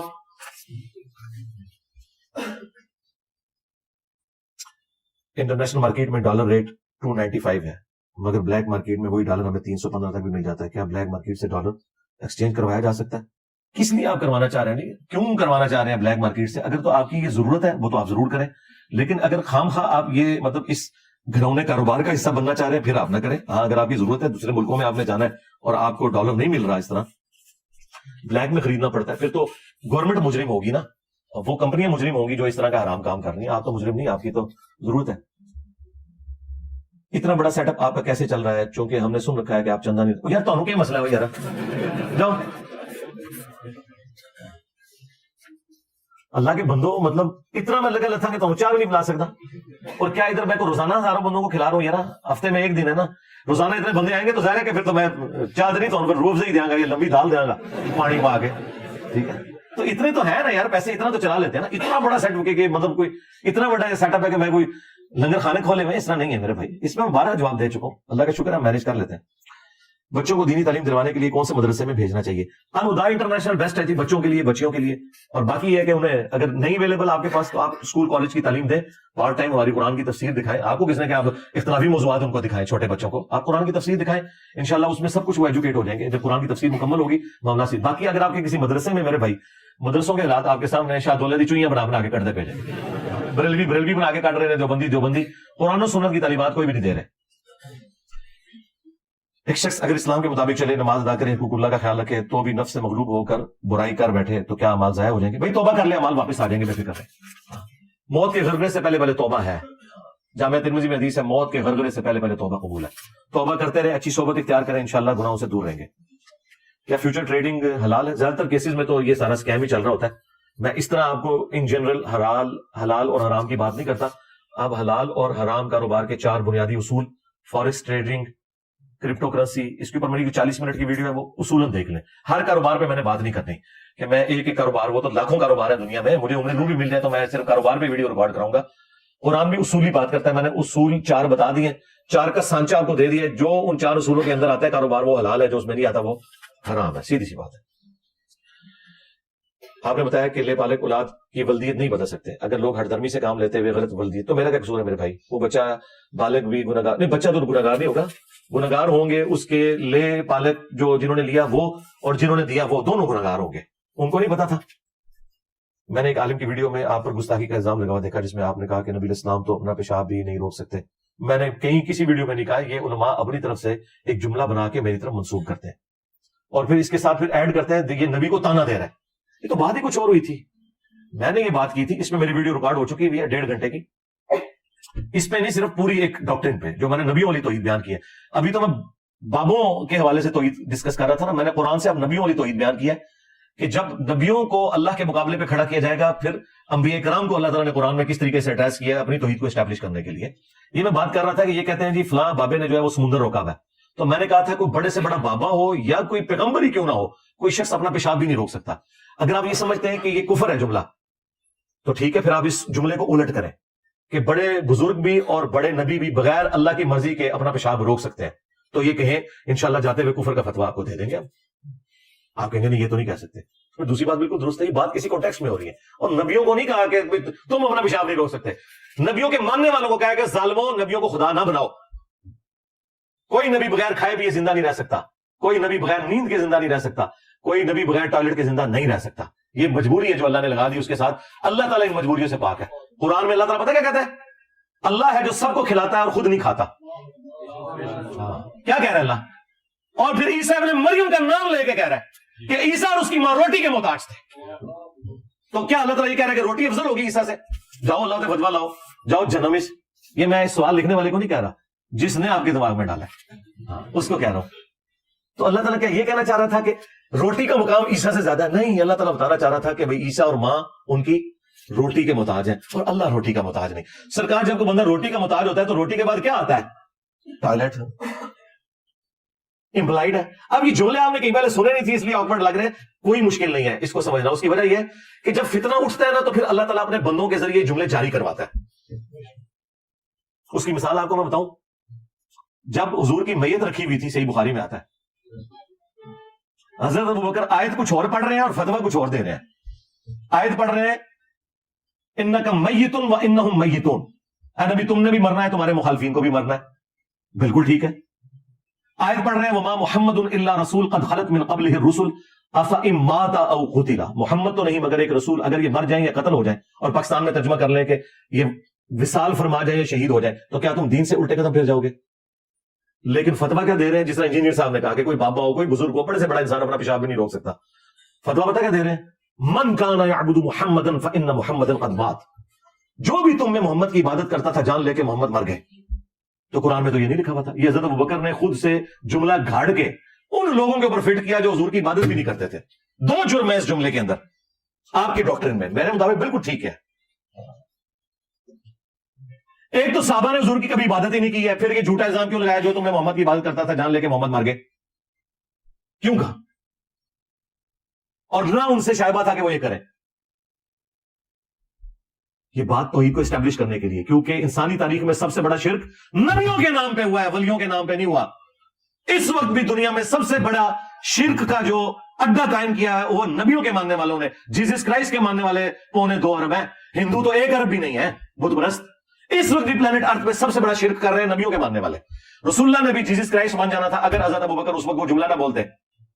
اب آپ پوچھیں جملہ آیا کہاں سے؟ جملہ آیا یہاں سے کہ حضرت ابوبکر کو پتا تھا کہ اگر حضور کی وفات کے بعد حضور کی شان میں کسی نے غلو کیا تو نبی علیہ السلام بھی جیسس کرائسٹ مان جائیں گے. اور ان کے سامنے وہ حدیث تھی کہ دیکھنا میری شان کو اس طرح بلند نہ کرنا جس طرح نصارہ نے اپنے پیغمبر کو بڑھا دیا. صحیح بخاری کی حدیث. میں اللہ کا بندہ اور اس کا رسول ہوں. حالانکہ اس میں بھی یہ نہیں تھا کہ جو محمد کی عبادت کرتا ہے وہ جان لے کہ محمد مر چکے. ہاں یہ تو قرآن میں کہیں نہیں آیا کہ جو عیسیٰ کی عبادت کرتا ہے وہ جان لے عیسیٰ مر چکے. لیکن اس سے سچ جملہ آیا لقد کفر الذین قالوا ان اللہ هو المسیح ابن مریم. بے شک وہ لوگ کھلا کفر کر رہے ہیں جو یہ کہہ رہے ہیں کہ عیسیٰ ابن مریم ہی اللہ ہے. فمن یملک من اللہ شیئا. باب شیء کوئی نہیں. ہاں یہ شیء عربی میں بھی استعمال ہوتا ہے. اللہ کا کوئی کیا بگاڑ لے گا اگر اللہ ارادہ کرے کہ ہلاک کر دے عیسیٰ ابن مریم کو, ان کی ماں کو, ومن فی الارض جمیعا, اور سارے زمین میں جتنے سارے پیغمبر سارے زمین میں سارے. ہائے ہائے ہائے کہنے کتنا لکھا ہے لکھا ہے سرکار سورۃ المائدہ آیت نمبر 17. اللہ کا کیا بگاڑ لے گا اگر اللہ عیسیٰ اس کی ماں اور جتنے زمین میں سارے بابے سارے پیغمبر ان کو ہلاک کر دے. کیا سے سخت الفاظ ہیں. اللہ کا کوئی کیا بگاڑ لے گا. اب یہ غصہ نکل رہا ہے کرسچنس کے اوپر. یہ حضرت عیسیٰ کو نہیں میڑا مار رہا اللہ تعالیٰ کہ اللہ تعالیٰ تنو مار دے پھر تو کیا کرے گا عیسیٰ. ایک کولو بنا دے جملے. لیکن جب توحید آئے گی سب کا پھر توحید اسی طرح. ہمارے استاد مولانا ساگ صاحب کیا پیارا جملہ پنجابی میں بولتے تھے. وہ کہتے ہیں اوے پائی جی تو توحید بیان ہوئے گی تو نبیوں کی گستاخی آپ کا ہی ہو جائے گی. اچھا مراد یہ کہ تم جو گستاخی سمجھتے ہو. یہ نہیں ہے کہ بھائی گستاخی کرنا ہے. یہ بھی جملہ میرا کسی نے آدھا کاٹ کے نا یہ کہا کہ نہیں کہتا جی اس کا تو مطلب ہے گستاخی کی جاؤ لانتی ہو پوری گالوں میں چک دے. میں نے کہا تھا تمہارے زوم میں, تم جو قبر پرست ہو تمہارے زوم میں, تم جو بنو امیہ کی عبادت گزارو تمہارے زوم میں گستاخی ہو جائے گی, ہمارے زوم میں نہیں ہوگی. ہمارے نزدیک تو حضرت ابوبکر نے یہ جو فرضی جملہ بولا جو نہ قرآن میں تھا نہ حدیث میں تھا, جس طرح انجینئر صاحب فرضی جملے بولتے ہیں, حضرت ابوبکر نے بھی بول دیا کہ جو محمد کی عبادت کرتا ہے جان لے محمد مر چکے. تو حضرت ابوبکر پہ کوئی فتویٰ نہیں لگتا. اور دیکھیں کیسا ڈکا پھر حضرت ابوبکر نے لایا اس ٹائم. ایسا ڈکا لایا کہ میں حدیث بخاری میں کم از کم 4 جگہ حدیث ہے یہ بار بار بیان کر کے دیکھیں کسی بریلوی کی جرت نہیں ہو رہی. میں نے بریلویوں کو کہا تسی ابوبکر کر دو, ابوبکر کا خطبہ سناؤ. یہ انہوں نے گاٹے فٹ کر دیتا ہے. تو بھائی جب بھی گمراہی آئے گی نا پھر ابوبکر صدیق کے طرز کے اوپر کوئی ابوبکر کا غلام بھی پیدا ہوگا جو کہے گا تو کہنا ہے عبداللہ شاہ غازی نے سمندر روکے ہے اور کوئی بابا اپنا پیشاب بھی نہیں روک سکتا, بابا نے چھڑ دو. کوئی دنیا کا بڑے سے بڑا انسان اپنا پیشاب نہیں روک سکتا. اور یہ قرآن میں لکھا ہے کہ اللہ تعالیٰ کھانے کا محتاج نہیں ہے, وہ خود نہیں کھاتا سب کو وہ کھلاتا ہے. اور اس سے بڑھ کر عیسیٰ ان کی ماں روٹی کھانے کے محتاج تھے. تو جو روٹی کا محتاج ہے وہ ٹائلٹ کا بھی محتاج ہے, وہ نیند کا بھی محتاج ہے. یہ ساری چیزیں جڑی ہوئی ہیں. آگے ساری کورالریز ہیں. یہ کہتے ہیں نہیں جی روٹی تے لکھے آگے کتے لکھے ہے اگے تو سرکار جو کچھ آپ اللہ کے بارے میں کہتے ہو زمین اللہ نے بنائی چاند اللہ نے بنایا 50 گلا گنوا دو, یہ بھی تو قرآن کسی کو نہیں لکھی. اجماع میں نہیں لکھا ہوا ہے نا کہ زمین و آسمان میں جو کچھ ہے وہ اللہ نے بنایا. آگے یہ طارق جمیل صاحب خود سے بیان کرتے ہیں نا, تو اسی کو تو شرع کہا جاتا ہے. اور قرآن میں یہ کہا لکھا ہے سورۃ الاعراف آیت نمبر 188, اے نبی نہ تم اپنے نفع کے مالک ہو نہ نقصان کے مالک ہو. اب نبی کے لیے جو نفع ہے وہ ذرا گننے شروع کریں. نبی کے لیے نفع ہے آکسیجن, اس کے مالک نبی نہیں ہو سکتے. اور یہ اگر ہمارے نبی ہیں تو باقی نبی تو پھر آپ چھوڑ دیں. اے نبی تم نہ کسی نفع کے مالک ہو اپنی جان کے حق میں. اور یہ بھی نہیں کہا, وہ کہتے ہیں اللہ کہہ سکتا ہے تسی نہیں کہہ سکتے. سرکار ابوبکر اللہ تے نہیں ہے. ہائے ہائے ہائے ہائے, اللہ کہہ سکتا ہے تسی نہیں کہہ سکتے. اوے میں تو میری ڈانٹ لے آ گیا. حضرت ابوبکر اللہ تے نہیں ہے نہ حضرت ابوبکر جو ہے وہ رسول اللہ ہے. ظالموں ابوبکر کوئی اللہ ہے, ابوبکر کوئی رسول اللہ ہے جو کہہ رہے من کان یعبد محمدا فان محمدا قد مات؟ نہیں. تمہارے سارے میں نے وسوسے ختم کر دیے. اسی تو بند گلی میں داخل ہو چکے ہو تم لوگ. کہتے کیا کریے کتنے سٹیا سانو, کہتے اتنے سٹے سے پانی نہیں ملتا, میں اتنے سٹے جتنے آکسیجن بھی نہیں مل رہی. آکسیجن بھی بند ہو گئی ہے, حالانکہ آکسیجن تے جیل خانے دیتے خانے بھی پہنچ جاتی ہے. تو وہ ہم پہ سارے نفع گنوائیں گے اور وہ سارے نقصان گنوائیں گے. تو وہ ساری کی ساری چیزیں آ جائیں گی. اس میں نیند بھی آئے گی, اس میں کھانا پینا بھی, اس میں ٹوائلٹ بھی آئے گا, اس میں گردوں کا چلنا بھی آئے گا, اس میں دل کا دھڑکنا بھی آئے گا. رسول اللہ بار بار نہیں کہا کرتے تھے قسم ہے اس ذات کی جس کے قبضے قدرت میں میری جان ہے. یہ کیوں کہتے تھے؟ تو رسول اللہ کی اپنی جان اپنے قبضے قدرت میں نہیں تھی. اب میں اگر یہ کہوں کہ کوئی نبی جو ہے وہ اپنی جان کا بھی مالک نہیں ہے تو کہہ دو کہ یہ گستاخی کر دیتی ہے. ظالموں تمہیں توحید کسی نے بتائی نہیں ہے. میری بڑی عرصے سے خواہش تھی کہ میں مرنے سے پہلے نبیوں والی توحید بیان کر کے جاؤں جو اللہ تعالیٰ نے نبیوں کو سکھائی ہے, اور نبیوں کی وہ توحید قرآن میں رپورٹ ہوئی ہے. لیکن میں ریلیکٹنٹ رہتا تھا ہمیشہ، بابے بیچ میں ڈالتا ہوتا تھا، کیا زیادہ کوئی چھلانگ مار لی تو میں کہتا تھا یا علی مدد نہ کہو. لیکن اللہ کے فضل سے یہ انہوں نے پروپیگنڈا اکٹھا کیا، میں نے پوری 1.5 گھنٹے کی ویڈیو ریکارڈ کروا دی ہے. بس اس کے حوالے اینڈ پہ پہنچے میں، اگلے ویک وہ ویڈیو آ رہی ہے. انبیاء کے نام پر شرک، شیطانی توحید، شیطانی بابوں کا فتنہ، یہ اس کا ٹائٹل ہے. شیطانی توحید، یہ شیطانی توحید ہے کہ جس میں آپ کو خدا کا تعارف ہی نہ کروایا جائے. چاند اللہ نے بنایا، سورج اللہ نے بنایا، اللہ نے بندے ہوتے اے سارے کہنے نے ذرا کہ وہ نہ کہ بابا دبیا ہوا ہے، یہ کچھ نہیں کر سکتا، یہ اپنا پیشاب نہیں روک سکتا، تھی کہہ رہے انہیں سمندر روکیا ہے. ہاں تو پتہ لگ جائے گا کنی کی توحید تھوڑی چنگی لگتی ہے انہوں نے. یہ کیسے ہو گیا کہ ریونڈ کی توحید میں 16 لاکھ بندہ اکٹھا ہو، ہاں، اور حضرت نوح کی توحید میں 78 بندے بھی نہ 100 بھی نہ پورے ہون. ہاں، یہ مطلب ہے توحید میں فرق ہے. نبیوں کی توحید اور ہے، بابوں کی توحید اور ہے. کتابوں کی توحید اور ہے، بابوں کی توحید اور ہے. تو ویڈیو ریکارڈ ہو چکی ہے، صبر کرو، ہو جائے گی اپلوڈ. جو قبرستان میں جا کر سورہ یاسین یا قرآن کی تلاوت کرتے ہیں، نہیں جی یہ کوئی ثابت نہیں ہے. قبرستان جا کے آپ نے میت کے لیے دعائیں مغفرت کرنی ہے بس، اور دعا مانگنی ہے. نماز میں جماعت کے بعد امام دعا مانگ گئے تو پھر کیا کریں؟ آپ سنت اذکار پڑھیں گے، اسے دعا مانگنے دیں.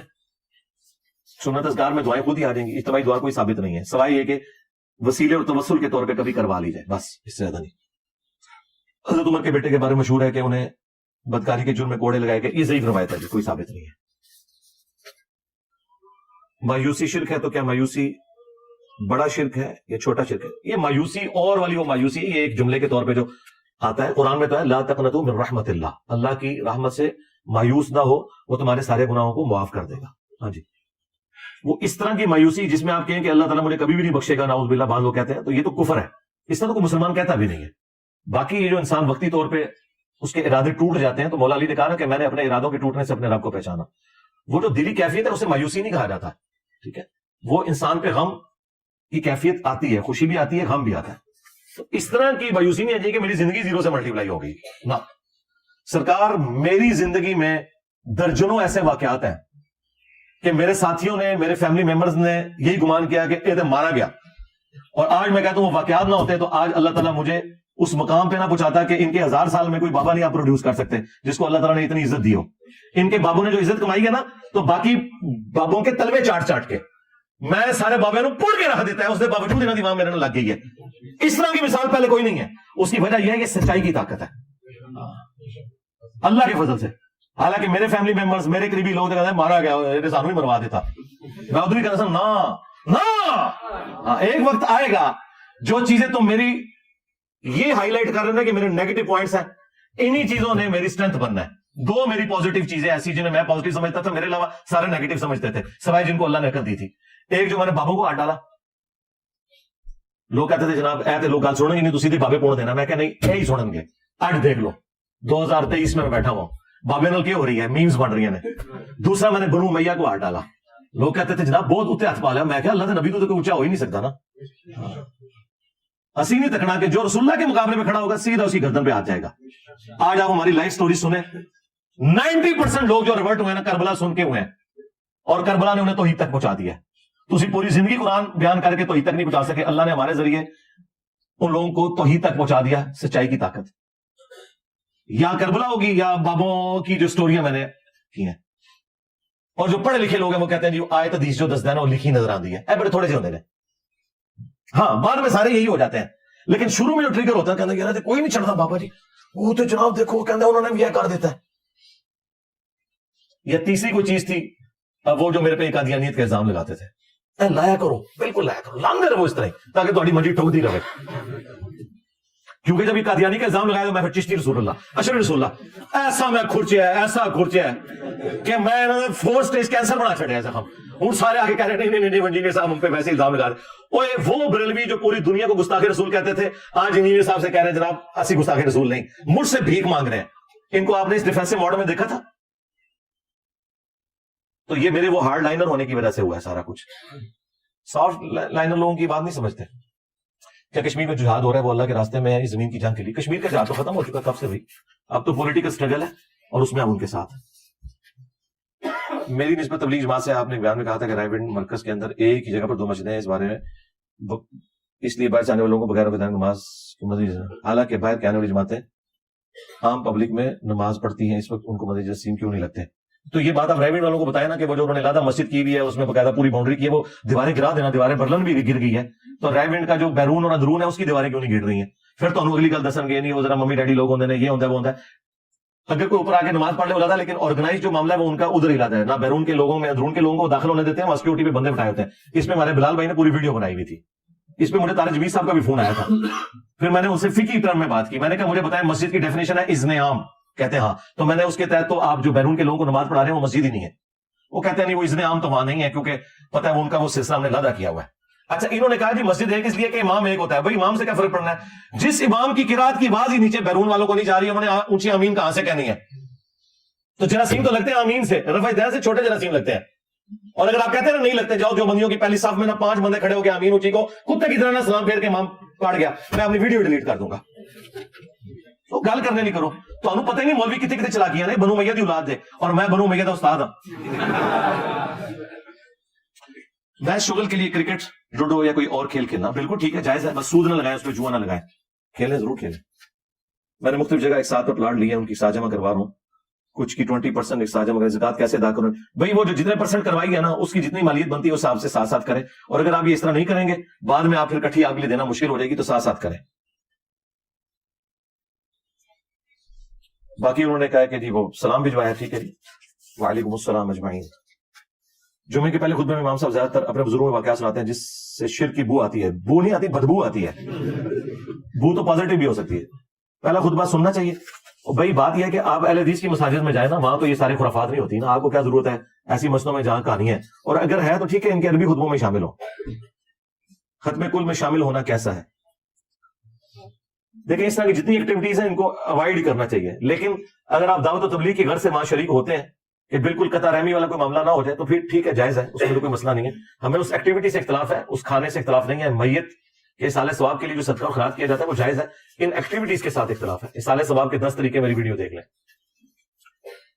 مردے کو دفنانے سے پہلے فاتحہ پڑھ سکتے ہیں؟ اور نہیں جی، مردے کو دفنانے سے پہلے سورہ فاتحہ پڑھیں نماز کے اندر، اوتھے جنازے تے فاتحہ پڑھ دے کون اور کیڑی فاتحہ پڑھنی جائے؟ کتنے ظالم ہیں، دیکھیں جنازہ ان کا 40 سیکنڈ کا ہوتا ہے اور دعا 40 منٹ دی ہوتی ہے، سوائے اہل حدیث کے باقی تو صرف جو ہے نا وہ کندھے سے اتار کے پھینک رہے ہیں، سیدھی سی بات ہے۔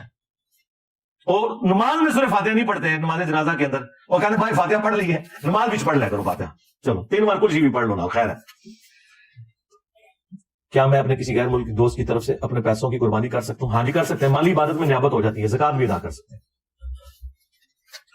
کسی زندہ آدمی دوست کو سالے ثواب کرنے کا طریقہ، واہ جی کتنا ایس دوست دی تو میں زیارت کرنا چاہوں گا دویا دی، دیکھو اندازہ کرو اے کیڑا ہے جی، یہ شہزادہ کون ہے جو اپنے دوست کی طرف سے سالے ثواب کرنا چاہتا ہے؟ ٹھیک ہے، اچھا کون ہے دوست؟ لڑکا ہے یا لڑکی ہے؟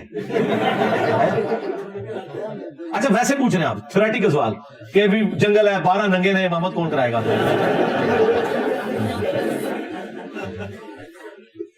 اولاد کے نیک اعمال کا ثواب آٹومیٹکلی پہنچتا ہے ماں باپ کو، بس یہ ہے۔ میت کی طرف سے آپ صدقہ اور خیرات کر سکتے ہیں، جو زندہ ہے نا اس کی طرف سے سالے ثواب کرنے کی بجائے بھائی اسے کسی قرآن کی محفل میں لے جائیں، اس کو نماز پڑھانے لے جائیں، یہ کام آپ کریں۔ باغ سے گرا ہوا پھل یا کہیں بھی گرا ہوا پھل کھا سکتے ہیں، ہاں اگر وہ اذن عام والی جگہ تو آپ کھا سکتے ہیں۔ وہ بخاری مسلم میں حدیث ہے کہ اگر کوئی درخت لگاتا ہے اور اس درخت کے پھل سے پرندے اور انسان کھاتے ہیں تو اس شخص کو مرنے کے بعد بھی اس کو ثواب ملتا رہتا ہے، یہ تو حدیث بالکل واضح ہے، لیکن اس کی طرف سے اجازت بھی ہو۔ اور عموماً جو اس طرح کے پھل ہوتے ہیں جیسے بیری کا درخت ہے، شہتوت کا درخت ہے، جامن لگے ہوئے ہوتے ہیں، جامنو اور مختلف قسم کے، اس کی تو ہے، لیکن اب کسی نے اگر کوئی مہنگا فروٹ لگایا ہوا ہے، انار ہے یا آم ہے، تو وہ تو نہیں اپنے باغات میں جو کاروبار کر رہے ہیں وہ تو داخل نہیں ہونے دیں گے، تو جہاں پہ وہ اجازت دی ہوئی ہے انہوں نے تو پھر آپ بے شک استعمال کر لیں۔ کھجور کا درخت ہے، انسان کا رزق اللہ پاک نے لکھ دیا، لیکن کیا مسلمان کے گناہ اور بے حیائی کے کام اس کے رزق میں تنگی لا سکتے ہیں؟ جی لا تو سکتے ہیں، آپ تنگی کی بجائے کشادگی کی بات کریں۔ بخاری مسلم دونوں میں حدیث ہے، جو چاہتا ہے کہ اس کا رزق کشادہ کر دیا جائے وہ اپنے رشتہ داروں کے ساتھ حسن سلوک کرے، اللہ تعالیٰ اس کا رزق بھی کشادہ کرے گا اور اس کی عمر میں بھی برکت ڈال دے گا، عمر لمبی کر دے گا۔ 2 ہی چیزیں آپ کو چاہیے نا، عمر لمبی ہو اور رزق میں برکت ہو، تو رشتہ داروں کے ساتھ حسن سلوک، حسن سلوک سے مراد خرچہ پانی، جھوٹیاں تسلیاں نہیں۔ پیسہ تو ایسی چیز ہے کہ جتنا لگائیں اللہ اور دیتا ہے، مالک اشتر کے کردار پر روشنی ڈالیں. وابی طبقہ ان کو معاذ اللہ قاتلین عثمان میں شامل. یار وابیوں کی کیا حیثیت ہے؟ وابی تو مر گئے علمی طور پہ, کیا کرنا ہے؟ اللہ کے بندو, وابیوں سے تمہارا اختلاف جو ہے اوپر کے لیول کے اوپر ہے. مالک اشتر کو چھوڑ دیں, وہ تو حضرت علی کے جو قریبی ساتھی ہیں عمار ابن یاسر, ان کا انہوں نے کبھی نام تک نہیں لیا تھا. مالک اشتر کو شاہی کوئی نہیں عمار ابن یاسر کے مقابلے پہ. ٹھیک ہے, صحابہ کے دن جو بندی مناتے تھے, ہم نے کہا یار تم اگر سیاست معاویہ زندہ باد کانفرنس کر سکتے ہو تو عمار ابن یاسر زندہ باد کانفرنس کیوں نہیں ہو سکتی؟ کروڑوں معاویہ مل جائے, ایک عمار ابن یاسر کے برابر نہیں ہے. کتنے لکھا ہے؟ بخاری مسلم میں لکھا ہے کہ احد پہاڑ کے برابر بھی کوئی سونا خیرات کر دے. اور کسی کہا خالد ابن ولید کو کہ تم احد پہاڑ کے برابر سونا خیرات کر دو. 7.5 کلومیٹر پہ پھیلا ہوا پتھروں کا پہاڑ, اس کے برابر اگر سونا خیرات کرو تو میرے عبد الرحمن بن عوف جو شروع میں مسلمان ہوا, اس کی ایک مد گندم اس کے آدھ کو بھی نہیں پہنچ سکتے. ایک پاؤ گندم کے برابر بھی نہیں تم پہنچ سکتے. ایک پاؤ گندم کی قیمت اور 7.5 کلومیٹر پہ پھیلے ہوئے احد پہاڑ کی قیمت سونے کی کیلکولیٹ کریں, کروڑوں نہیں سرکار, کروڑوں تے ہاتھ ہی پورے ہو جانے ٹیبل ہی نہیں جگہ تھے. تو یہ مسئلہ ہے, یہ چھوڑ دیں. باقی مالک اشتر کے اوپر میری آپ ویڈیو دیکھ لیں. حضرت عثمان کی شہادت کی وجہ ان کے اپنے گورنر تھے جن کی وجہ سے حضرت عثمان کے خلاف رعایا ہوئی تھی. یہ لکھا ہے بخاری مسلم میں. تو یہ آپ لکھیں قاتلین عثمان, حضرت عثمان شہید کیوں ہوئے, تو میری تفصیلی ویڈیو ہے. کیا قانون صرف شہریوں پر لاگو ہوتا ہے, ریاست اس سے مبرہ ہے؟ نہیں, ریاست پہ بھی لاگو ہوتا ہے, کیوں نہیں ہوتا؟ کتنے پولیس والے ان کی بیچاروں کی پیٹیاں اتر جاتی ہیں, کتنے فوجی ہیں ان کا کورٹ مارشل ہو جاتا ہے. ہاں, یہ جو بڑے بڑے بہت بڑے بڑے بیٹھے ہوئے ان کا نہیں ہوتا, تو اس کی وجہ سے آپ سمجھتے ہیں نیچے تو کوئی اندھا قانون نہیں ہے, اوپر یہ ہے کہ اللہ تعالیٰ ان کو توفیق دے. میری تو ویڈیو بھی حالیہ واقعات میں یہی آئی تھی کہ یار وہ لوگ جنہوں نے ان بچوں کی غلط ٹریننگ کر کے انہیں ایکسٹرا جوڈیشل ایکٹیویٹیز پہ ابھارا, ٹھیک ہے, جن بندوں نے 10-15 سال سیاست دانوں کو چور چور چور کہہ کے ان کی زبانیں جو ہیں وہ گندی کروائیں, آج وہی زبانیں جب تم پہ چور چور کہہ کے کھل رہی ہیں تو پریشان نہ ہو, یہ تم نے ان کی ٹریننگ کی تھی. اب یہ کہ ان بچوں سے درگزر کرو. اور اگر کہتے ہو کہ ہم آئین اور قانون کے مطابق انہیں سزا دیں گے, تو اصل میں ان کی ماں کو پہلے سزا دو, جو اس وقت ریٹائرڈ ہو کے اے سی والے کمروں میں بیٹھے ہوئے ہیں, چاہے وہ جوڈیشری سے تعلق رکھتے ہیں چاہے اسٹیبلشمنٹ سے. ان کو تو تم ہاتھ نہیں ڈالتے ہو. ان غریبوں کے بچوں کو جن کو انہوں نے ورگلایا تھا, ان کو تم نے تختہ مشق بنایا ہوا ہے. ٹھیک ہے, کس منہ سے اللہ کو جواب دو گے؟ تو میری ویڈیو ریکارڈ الحمدللہ وہ 8-9 گھنٹے میں 1 لاکھ کراس کر کی تھی. اور میں نے سارے بڑوں کو, ان سارے بڑوں کے نمبر تھے میرے پاس, ظاہر رابطے میں رہتے ہیں, میں نے سب کو پرسنل ان کے واٹس ایپ نمبروں کے اوپر یہ ویڈیوز بھجوائی ہیں. ٹھیک ہے, میں وہ کل بھی دیکھ رہا تھا, وہ آئی جی پنجاب بھی بیٹھے ہوئے تھے اور وہ وزیر اعلیٰ پنجاب, دونوں ڈیسنٹ لوگ ہیں. میں چونکہ پرسنلی ان لوگوں کو جانتا ہوں, اور آئین اور قانون میں ماننے والے, اور جسے کہتے ہیں نا آپ بائی دا بک چلنے والے, وہ وہی بات کر رہے تھے کہ ہم کسی کے ساتھ ناانصافی نہیں کریں گے, قانون کے مطابق سزائیں دیں گے. اب یہ بات جملہ تو ٹھیک ہے, قانون کے مطابق تو سزا بنتی ہے جو حرکت کی ہے موب نے کور کمانڈر کے گھر کے ساتھ یا جی ایچ کیو میں یا باقی جگہوں کے اوپر. لیکن یہ تو تصویر کا ایک رخ ہے یار. اللہ کے نبی علیہ السلام نے سودی سسٹم اس وقت تک ختم نہیں کیا جب تک کہ ایک متبادل نظام نہیں آیا. فتح مکہ پہ کہا کہ سب سے پہلے میں چچا کا سود معاف کرتا ہوں, حالانکہ 6 سال پہلے سود کی حرمت کی یاد نازل ہو چکی ہوئی تھی.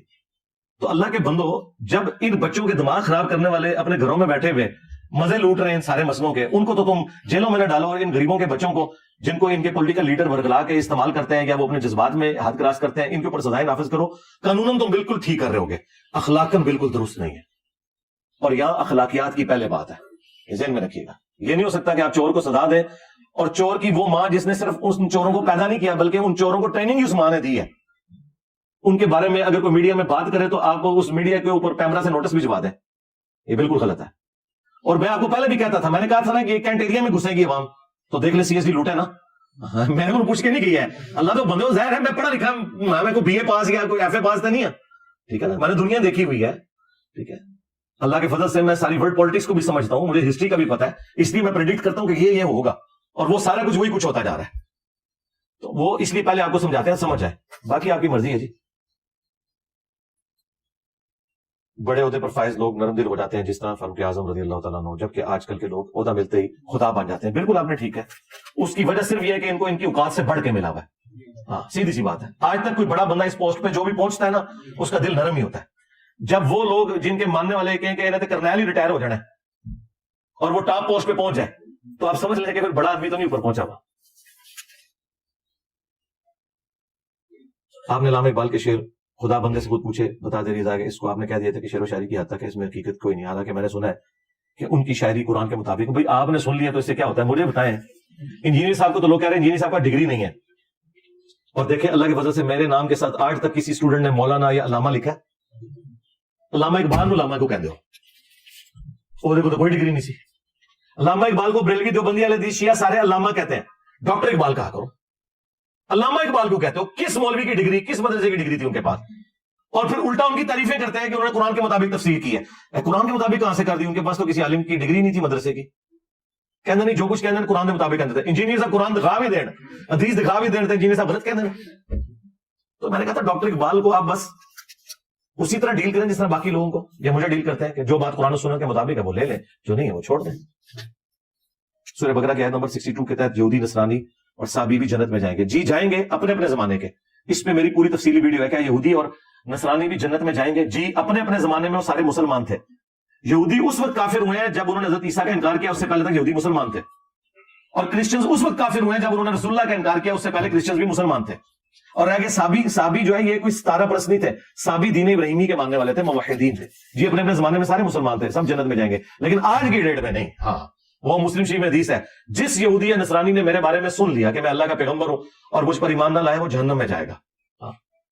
باقی یہ ذرا مشکل ٹاپک ہے, اس میں یہ کہ پھر اب تعارف کس قسم کا ہوا. آپ اس پہ میری ایک اور ویڈیو دیکھیں, کیا نان مسلم بھی جنت میں جائیں گے, اس میں نے ڈاکٹر کلیئر کیا. کیا انٹرنیٹ پہ گیمز کھیل کر پیسے کمانا جائز ہے؟ اگر وہ یعنی گیم کھیل کے آپ پیسے کیسے کماتے ہیں, مثلا اس کی ویڈیو بناتے ہیں اور پھر لوگ آپ کا یوٹیوب چینل دیکھتے ہیں, اس پوائنٹ آف ویو سے کہہ رہے ہیں. ہاں جی, انعام کے طور پہ وہ دیتے ہیں اس کے اوپر. اس میں آپ تو خود انویسٹمنٹ تو کوئی نہیں کرتے. ہاں تو پھر تو کوئی مسئلہ نہیں تھا اس میں. مسئلہ اس وقت ہے جب آپ انویسٹمنٹ کریں تو یا ڈوب جائے یا آپ کو اس میں پیسہ ملے.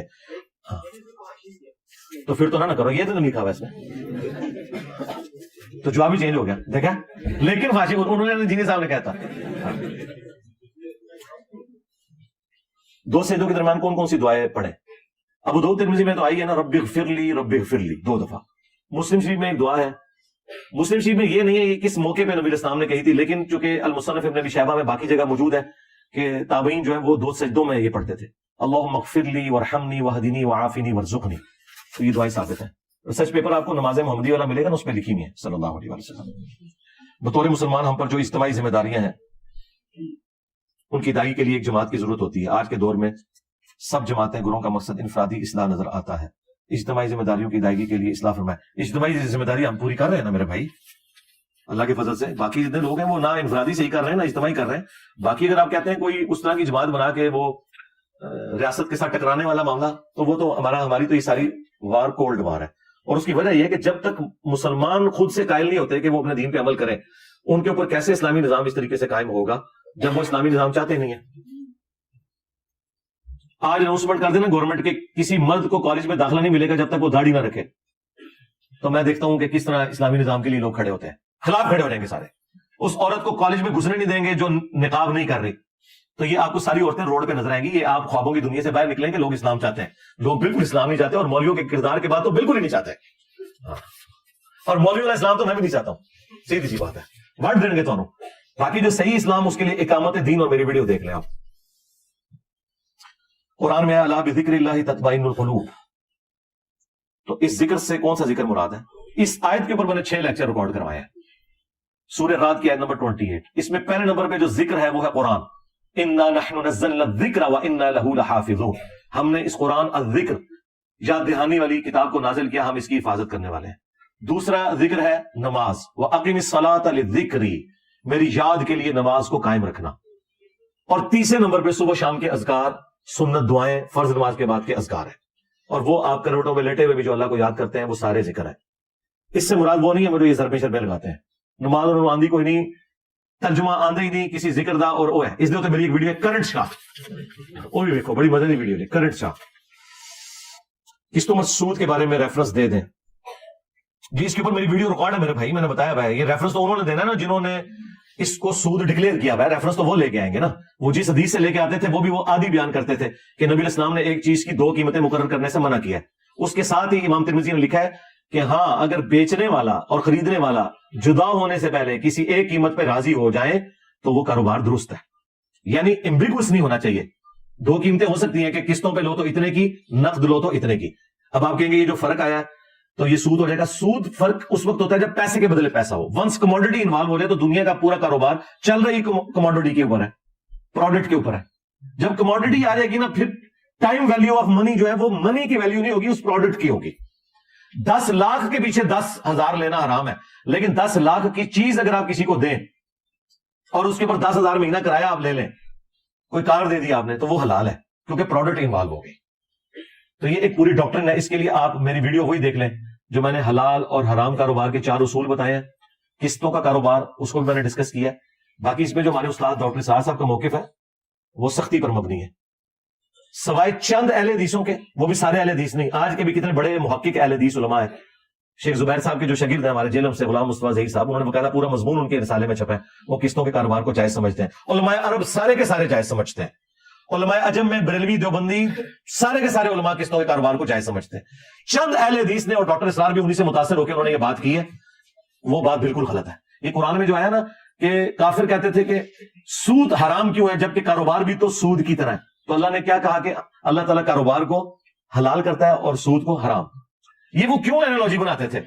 اس لیے کہ نبی علیہ السلام کے زمانے سے لے کے آج تک یہ کاروبار رہا ہے کہ نقد کی چیز 100 روپے کی، ادھار کی 150 کی یا 120 کی، اور اسی کو وہ کافر کہتے تھے کہ یہ کیا ہوا کہ پیسے کے بدلے ہم پیسہ لیں تو حرام، جبکہ ادھار پہ کوئی چیز دیتا ہے اور اس کے بدلے فالتو پیسے لیتا ہے وہ حلال، اس لیے کہ اس میں کموڈٹی انوالو ہو گئی، اور وہ بالکل جائز ہے۔ یہ تو ہو نہیں سکتا کہ آپ جناب 1 لاکھ کا موٹر بائک 10,000 میں نکلوا کے لے آتے ہیں، تو وہ جو ادھر بیٹھا ہوا ہے وہ مطلب تھوڑے چاچے دا منڈا ہے تو اکوموڈیٹ کرنے بیٹھے ہیں، نہیں، وہ اسی لیے بیٹھا ہے کہ بھائی اس نے 1 لاکھ کا موٹر بائک آپ کو 10,000 میں اس لیے پکڑایا ہے کہ وہ اس کے اوپر 20,000 روپیہ پروفٹ لے گا، اور وہ قسطوں کی شکل میں آپ نے دینا ہے۔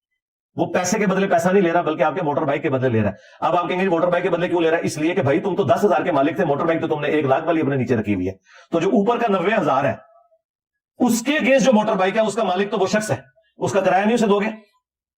وہ کوئی بات قرض حسنہ دینے کے لیے تو نہیں بیٹھا ہوا نا، جو بیٹھے ہوئے ہیں وہ تو ان سے تو ضرور لے ہیں، بہت اچھی بات ہے، جس طرح وہ قوت والے ہیں وہ آپ کو بغیر اس کے وہ قرضے بھی دے رہے ہوتے ہیں، وہ ساری وہ چیز آپ ضرور کریں، لیکن جو کاروبار کرنے بیٹھا وہ اس لیے تو نہیں بیٹھا ہوا کہ آپ کو 10,000 روپے میں 1 لاکھ کی موٹر بائک پکڑا دے اور آپ اس کو 90,000 دیں، وہ بھی گھسٹ کے قسطوں میں، سال بعد جو ہے وہ پیسہ بھی ڈی ویلیو ہو چکا ہے، یہ بھی تو دیکھیں نا۔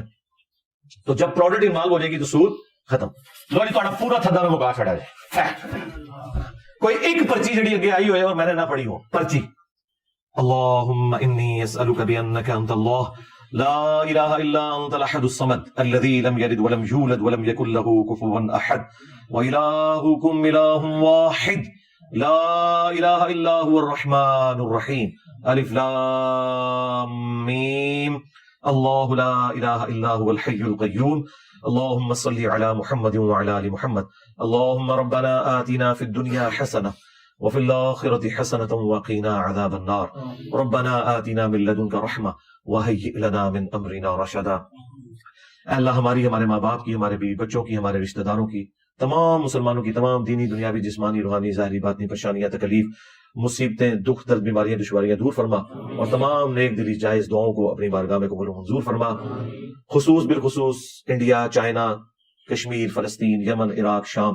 افغانستان، پاکستان میں جہاں کی مسلمان کرسی کی زندگی گزار رہے ہیں، غیب سے ان کی عزت آبرو جان و مال کی حفاظت فرما۔ اے اللہ جن جن بھلائیوں کا سوال تیرے محبوب صلی اللہ علیہ وآلہ وسلم نے تجھ سے کیا، ہم تمام مسلمانوں کے حق میں قبول منظور فرما۔ جن جن چیزوں کے شر سے تیرے محبوب علیہ السلام نے تیری پناہ طلب کی، تمام مسلمانوں کو ان چیزوں کے شر سے اپنی پناہ عطا فرما۔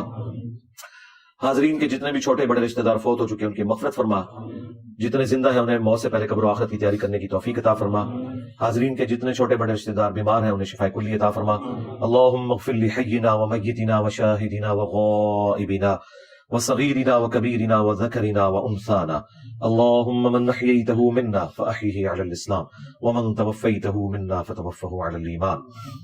ربنا آتنا فی الدنیا حسنہ وفي الآخرة حسنة وقنا عذاب النار ربنا آتنا من لدنك رحمة وهيئ لنا من أمرنا رشدا لا إله إلا أنت سبحانك إني كنت من الظالمين اللهم أحسن عاقبتنا في الأمور كلها وأجرنا من خزي الدنيا وعذاب الآخرة سبحان ربك رب العزة عما يصفون وسلام على المرسلين والحمد لله رب العالمين وصلى الله على النبي الكريم وعلى آله وأصحابه أجمعين إلى يوم الدين آمين۔